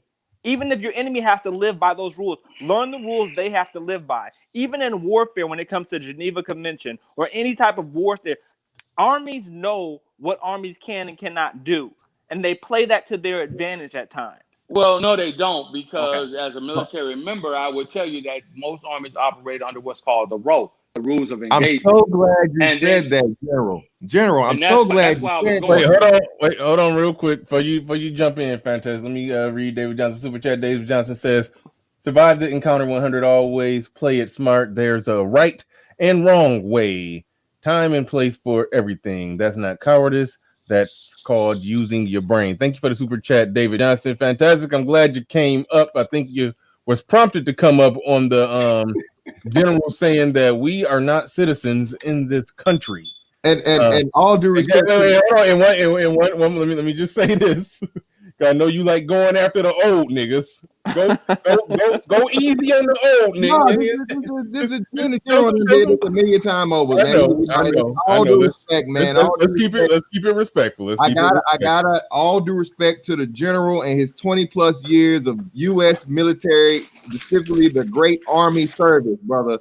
Are you trying to tell me, with all the fucking blood, sweat, and tears, and the benefits and the paychecks and everything you have as a high-ranking military, active duty military member in the United States Army that you do not have full citizenship rights, sir? That's what I'm telling you. Wow. Because at any minute, at any moment, one fatal flaw, your liberties can be stripped away. We were granted. No. Let him go. No. All right, y'all got it, man. Go ahead. No, I'm gonna mute myself. My bad. Don't interrupt him. Go ahead. I was telling him not to interrupt you. Okay. Go, you got it. Go ahead. This is a futile argument. I'm beginning to see the way that this is gonna go. But let me tell you something. Okay. Do you or do you not know that slavery is still permitted in this country under certain guidelines? Do you know that? Did you know that? No, it's not. It's not. Yes, it is. No, it's not. It is. Read your Constitution. Read the amendments. I read the whole Constitution. Okay, what does it say? Indentured servitude can be put in place when what occurs? That's not. It's not. It doesn't even refer to it as indentured when servitude. What occurs? When do you? This is why when you crime, get a felony, crime, felony, there you go, crime and felony. No ass can be placed back in that penitentiary under a servitude. Okay, well, hold on. Which is to pay your debt to society. Wait. You got to give me a chance to rebut now. Okay, is that exclusively to black people, or is that to any and every American citizen, regardless of race? We know that it goes to every citizen. However, we know that the law enforcement system in this country and the laws that serve this country, we don't, as a race, a group of people in this country, we don't receive equal protection under the law, do we? How not? Yes, we do. No, we don't. Yes, we do. No, we don't. Yes, we do. No, we don't. Explain how we do, Fantastic. I don't want to play this game. I don't want to play this game. It's not a game being played. It's not a game being played. Okay. I will tell you how. I will tell you how. Why is it that we are disproportionately locked away for the same crimes that whites commit? Because we have poor representation in juries on participation. We have poor participation in representation of black judges. We have poor representation of black prosecutors. We have poor participation in black people that will actually be able to sympathize and empathize and understand the issues and possibly give down lighter sentences to black people. And we have a whole bunch of black people that don't want to join the police force. Hold on, wait, bro. Let me finish. I got it. Y'all been up here the whole time. I hadn't cut nobody off. I don't need no help. Fantastic. You got it. I don't need no help. We have poor representation of Archer was saying, I think he was saying police participation and the people again that has discretion that black people are always talking about to either let someone go, give them a lighter sentence, or handle the situation in whatever manner may be necessary in order to take someone into custody if necessary. Again, we are our own worst enemies when it comes to the law. And again, shout out to Archer. That would be the judicial branch of the United States government. Okay. So real quick, before you respond, Q, it sounds like what you're talking about, not having equal protection under the law. It doesn't sound like you're talking about equal protection under the law. The things that where we taking some L's, there's a human element in the law, and humans do have bias to where 20 and I know a 19-year-old who just ran into this situation. I talked about it on the air where he said he was cleaning some shit in his car, and I believe him because he's not a bad person, but he do own a gun for his protection. And when he was cleaning some shit around in his car, he just he threw his gun on the back seat and then left it there and was riding around. He legally wasn't supposed to be doing that, and he ended up getting a gun charge for that, and he didn't get the book thrown at him, but he got in some trouble over that. Whereas a 19-year-old white kid doing the same thing, he's not going to be looked at or viewed, or probably ain't going to get hit as hard because he's going to get looked at. The 19-year-old black kid doing that, he's going to be looked at as he riding around with that gun on the seat of the car. He's a potential drive-by shooter. The white boy looked like he was probably about to go hunt some rabbits or something. So the human element in it makes them look at it and give a lighter end of the sentence for the white dude, but a bigger end of the sentence for the black dude. And that's wrong, but that's not a matter of, I don't know if you could define that as not having equal protection under the law, but just the human element in the law skewing it a little bit. I don't know if that makes sense, but when we're talking about just the human element in it, that it affects things on a slightly. I would say that. That's when we start to play with words, because if we say that the law says one thing but in practice, it's not being executed fairly. And then we say, well, it is fair under the law. But when we say the law is not the execution tied to the law, so that gets that's when we start playing. I can agree with that point. They need to. But hold on. If I would be down with them changing it to just no matter what, in the event that you do this, it's no you can get 1 to 5 years, because that, and the reason they do that is because it holds open the possibility of intention, you know. Again, no, it's discretionary. That's the thing. Again, we're complaining about something, and this leads back to full circle to what you guys were talking about. When you don't have power, you're on the bad end of discretion. You're at the mercy of someone else's discretion. Oh, I know. That's what I'm preaching. Okay, so my question would be, where does the power come from when whites are 63% of the nation's population, while blacks in this country as a total are less than 12.3? I believe his numbers went up to 14.4% of the total population. That's a different so where argument. does the let him answer. I got it. Don't worry about it. So when you talk about how we're represented by judges and lawyers and our peers and all this shit, we are opposed to the numbers. When you look at the percentages, we are adequately represented. No, we're not. No, we're not. How? What do you mean how? We're not. There's a higher percentage of who? What's the two things you always know about lawyers? I mean, Jewish people. Jewish people are what? Or what? What's the main profession that are typecast or that are stereotyped to Jewish people? Lawyers. Let me help you out. Lawyers and accountants. Okay, but that lawyers and accountants. Listen, man. When you talk about going, don't run from the answer now. You asked the question, I answered it. I said lawyers. When you go stand in that damn courtroom and there's a black person behind that bench, guess what? There's your representation for the law. Okay. Not the fucking attorney that takes your case. Wait. Are you serious right now? Wait. Are you serious right now? Man. Hold on. Are you telling me? Wait. So are you telling me that the prosecutor or the defense does not matter in a court case? Is that what you're saying to me right now? I got a question for you. What's the problem right now? They're talking about prosecutors. These black prosecutors that we have are coming into question now. Are they not? Well, they're not coming. We've had at least three from 3 major cities. You're helping my point.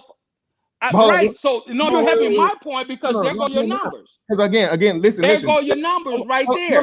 The black female prosecutor that they asked to have her removed out of Los Angeles.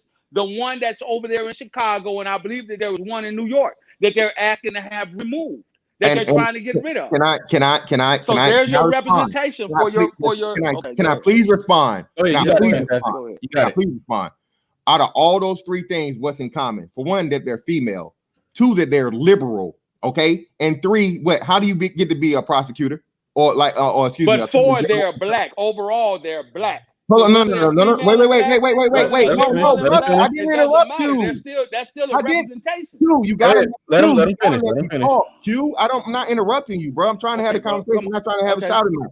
All right. Again, so thirdly, again, the black aspect of it, which no, that's not accurate because we all know Kamala Harris is not black, or whoever the person you're talking about now, I'm not sure. But this is a problem, man. Listen, all of those are what? They're elected. Okay? No, if you become the fucking state prosecutor or whatever, you have to be elected. So you know who that falls on? That falls on the people that elected them. Okay? And majority is going to be what? We know, black. Same way judges get put in. Judges are what? I'm pretty sure elected. Okay? So again, you can't make an excuse. You cannot make an excuse for the heavy-handedness or the leniency or whatever it is for the person you chose. That's not what's in question. That's not what's in. Okay, I'm gonna respond now. That's not what was in question here. What was in question was the representation. That's what was in question. The percentage of representation that we have, whether it was heavy-handedness or not. The question at hand was how we are represented by the law. You're saying, you came up here saying that there was not enough of us representation for black folks. I disagree. By the numbers, we have an adequate representation as it opposes to the numbers. Period. No, we don't. It doesn't matter. Again, I just told you they're far more. We're only 12%.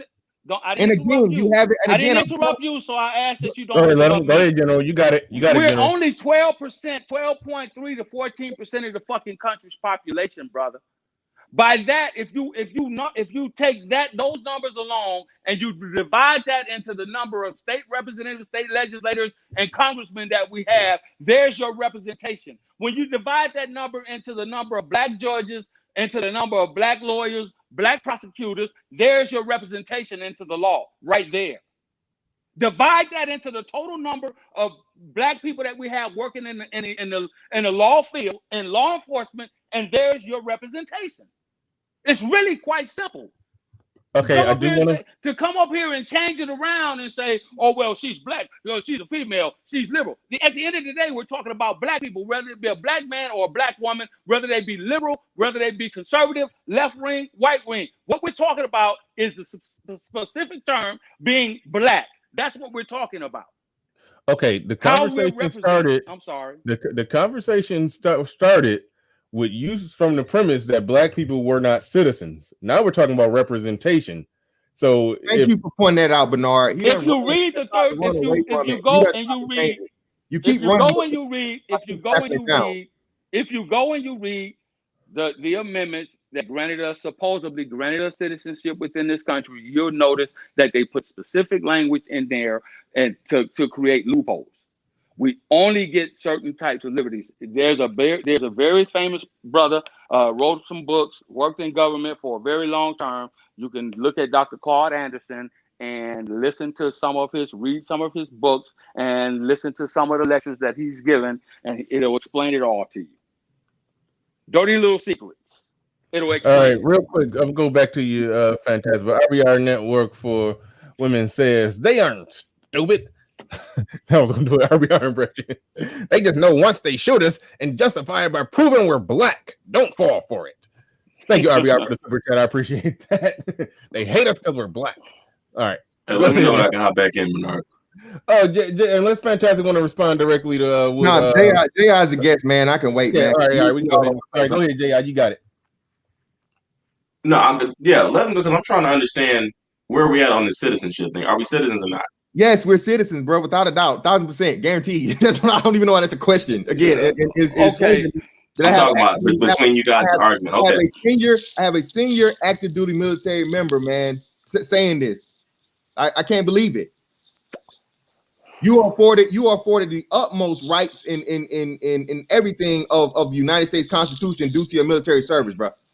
So that's why I'm saying it's funny to me. This is why we got to get out of this emotional bullshit about slavery and all this, bro. Slavery is build a time machine, man. All right.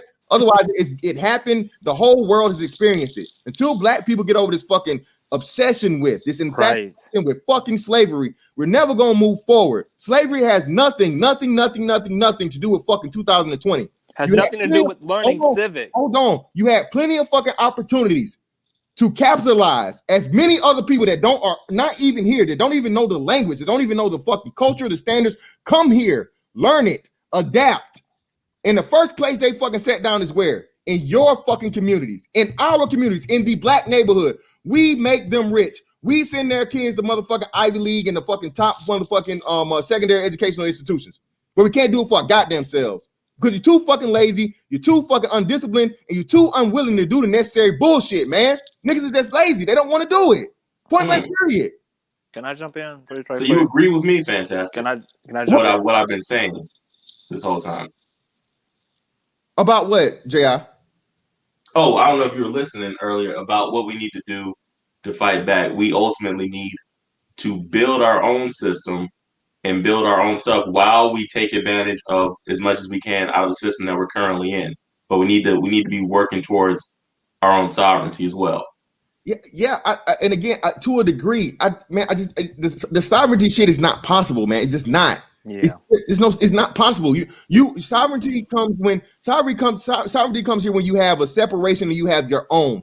Black people have their own. Your own is here. Okay, you're not African. You're not anything else. Okay, if you want to go the Aboriginal route or whatever, cool. I understand it. But outside of that, man, you don't have a place to call your own. You can only be sovereign when you have your own land. You don't have your own land. You never will have your own land here when it's inside this country. If we establish power now, and we get to the point where we have a black dollar and we have fucking a great understanding of economics, and we implement some things to be able to go somewhere and build our own little thing, starting from whoever knows, right? Because people build buy land all the time. Jeffrey Epstein, he bought a whole island, right? The dude that the nigga that's not a nigga, but the white boy that he was like, I don't know what his name is, but another dude people buy it's land that can be purchased on this planet. So Right. until we're willing to do that, which we're not, I'm telling you, JI, you said it yourself. Black people, especially the black females, are too addicted to being taken care of to want to leave this place. I don't give a fuck how much y'all say motherfuckers talk about America with 3 Ks and y'all hate this place and all this other shit. You niggas not going nowhere. Because you go anywhere else, you know what they're gonna require you to do? Make your own shit 100% on your own. You're gonna have to start from scratch, and niggas aren't built to do that. 99.99999% of people are not fucking capable of building their own from the ground up. They don't have the discipline, they don't have the intelligence, they don't have the willpower, they don't have the competitive nature, they don't have anything that it fucking takes in order for you to build something from its core. That's why it comes back full circle to the fucking infatuation and the addiction to the slavery narrative. Because you keep blaming the white man and say, you did us wrong, pay us back, fix it. You did us wrong, pay us back, fix it. Fix it for me.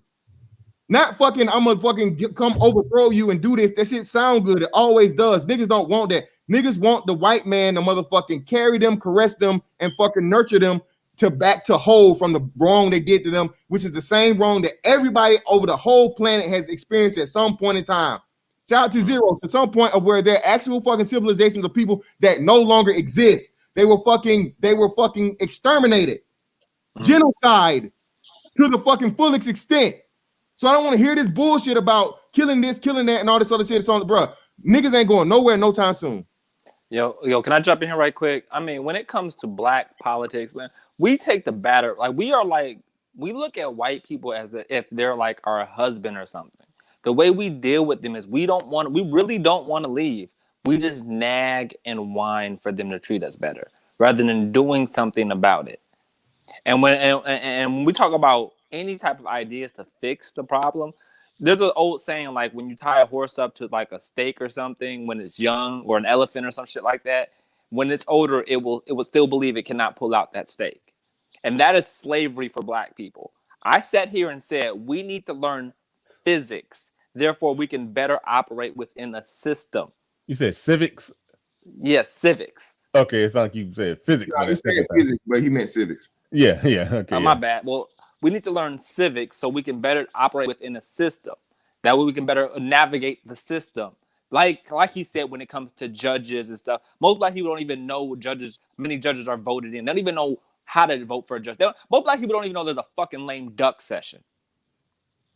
They just know when the president is coming. That's all they freaking know. And you tell them you need to learn the game, and then they say, well, slavery. What does slavery got to do with the game today? What does slavery got to do with the game tomorrow? Like, you could sit there and point back to all the times you lost in the game, but when are you ever going to look forward to a W? And you can't look forward to a W. You can't expect a W while always looking at your L's. And let me say something real quick. All you niggas in the chat, man, y'all got so much to say in the chat, but bruh, y'all have no idea. It's you motherfuckers that ain't doing shit. None of the shit you talking about. You ain't going to Africa. You ain't fucking creating that in the fucking community. You're not doing any of this other bullshit you talking about. All you niggas is doing is fucking reminiscing over fucking slavery or some bullshit that's not gonna change. You don't have anything to fucking do about, but fucking get on here and fucking bitch and whine and complain about. At least the shit I'm talking about is putting you in a fucking realistic fucking understanding of your position in this fucking country and what you can do in order to motherfucking get out of it, but you're not willing to do it. That's why you fucking sit your lame ass in the fucking chat and fucking talk from the fucking chat to me, because if you get up here with me, I'll fucking destroy you point by point. I've already done it. I lay waste to you motherfuckers every single time with this bullshit. All right. Well, what I would suggest you do, I would suggest you look at the Dred Scott case. And then when you look at the language of how the 13th or 14th Amendment was constructed and written, and then I would ask you to go and I would ask you to do a little bit of research and look at some of the things that some of the scholars have said, and that the way that it was broken down according to the law. That's what I would ask you to do. And then once you do these things, I would ask you to come back and we can revisit this conversation.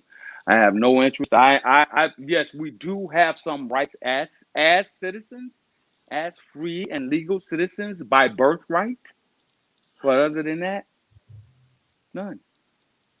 Okay, so All right, we can have no rights. So what? Other than that, none. This This is why. This is why. This is no. All right. So this is what I'm saying, Mr. Fantastic. This is why every 4 years they start talking about the right to vote, voter with the voter registration and how it's done and taking the rights away, then they give them back and all this other shit. And if you look at the 13th and 14th Amendment, that was one of the things that it said that which granted you the right to citizenship, the ability to have the right to vote in the elections. So this is why I was telling you some of the main things. You have to look at the language that those amendments are written under, so you will understand them. This is why every 4 fucking years they start talking about voter fraud and voter registration, and black folks can't get down there to vote because they don't have this and they don't have that. They take it, they give it away. They take it, they give it away. So if you were a citizen, a full-fledged citizen, you would never have to go. We wouldn't have to continuously be fighting through the same shit that we were fighting through in 1865. Can I ask you a question? I mean, I get your diatribe. Can I ask you a question? Can I please ask you a question? Sure. You want black people? I mean, there's nothing wrong with that. Let's say we don't have citizenship, but you want us to have full citizenship, right? That's the only way you're gonna make strides in this country. Okay, I want that too, right? So the best way to get that is to learn some goddamn civics so you can compete for it. Right. Okay. Agreed, man. I can't disagree with that. But I'm telling you, do a little bit of research, and when you research it and you dig deep into it, that aha moment will hit you and you'll say, okay, but that's all irrelevant. Now I really understand. So you're asking something. Who cares? I agree. We need to know civics. We do. I will not disagree with that. Okay. All right. Zero, thank you for the super chat. He said no one is going to pay you for losing the war. Thank you, Zero. Appreciate the super chat and good point.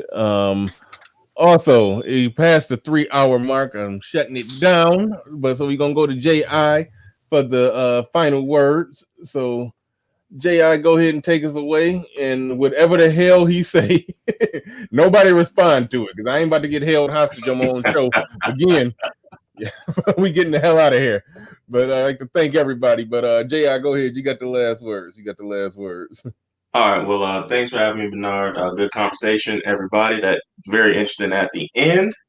But my whole point is, listen, we need to work towards building our own sovereignty, buying up land, whatever that looks like to you, buying up land.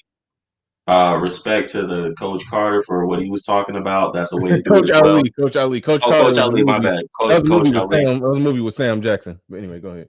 Coach Carter. He played the basketball coach. Anyway, go ahead. Yeah, respect to Coach Ali. For that's one way to do it as well, but it has to be done. If you're not willing to do it, if it's too hard, if it's impossible, we're going to continue getting what we've been getting. And it's really as simple as that. Oh, and I'm not I don't co-sign Cynthia G or any of that foolishness. That's not what I was saying at all. It's been taken out of context. It's being misunderstood. That's not what I'm saying. All right. But that's all it is. Men deserve financial abortion. I'm harping on that hard. All right. And I say just 50-50 custody by default. That's something that could actually get passed. They ain't gonna get that financial abortion. But it will if we go out and start belly to back suplexing a bunch of feminists. Look, from the top rope, Bernard, from the top rope. All right. That was an inside joke if you weren't listening earlier in the stream. He was talking about how the feminist movement could have got stopped. They just would have went out there and started belly to back suplexing them. J.I. crazy. Those are his words. Anyway. All right, y'all. We out of here. Peace. We'll be back tomorrow, man. I'd like to thank everybody who came through. Hit the like button, the cash app, the super chat. Ain't nobody hit the super cash app. It's me who hit the super chat. So I appreciate all that. And we out of here, y'all. Peace. Follow.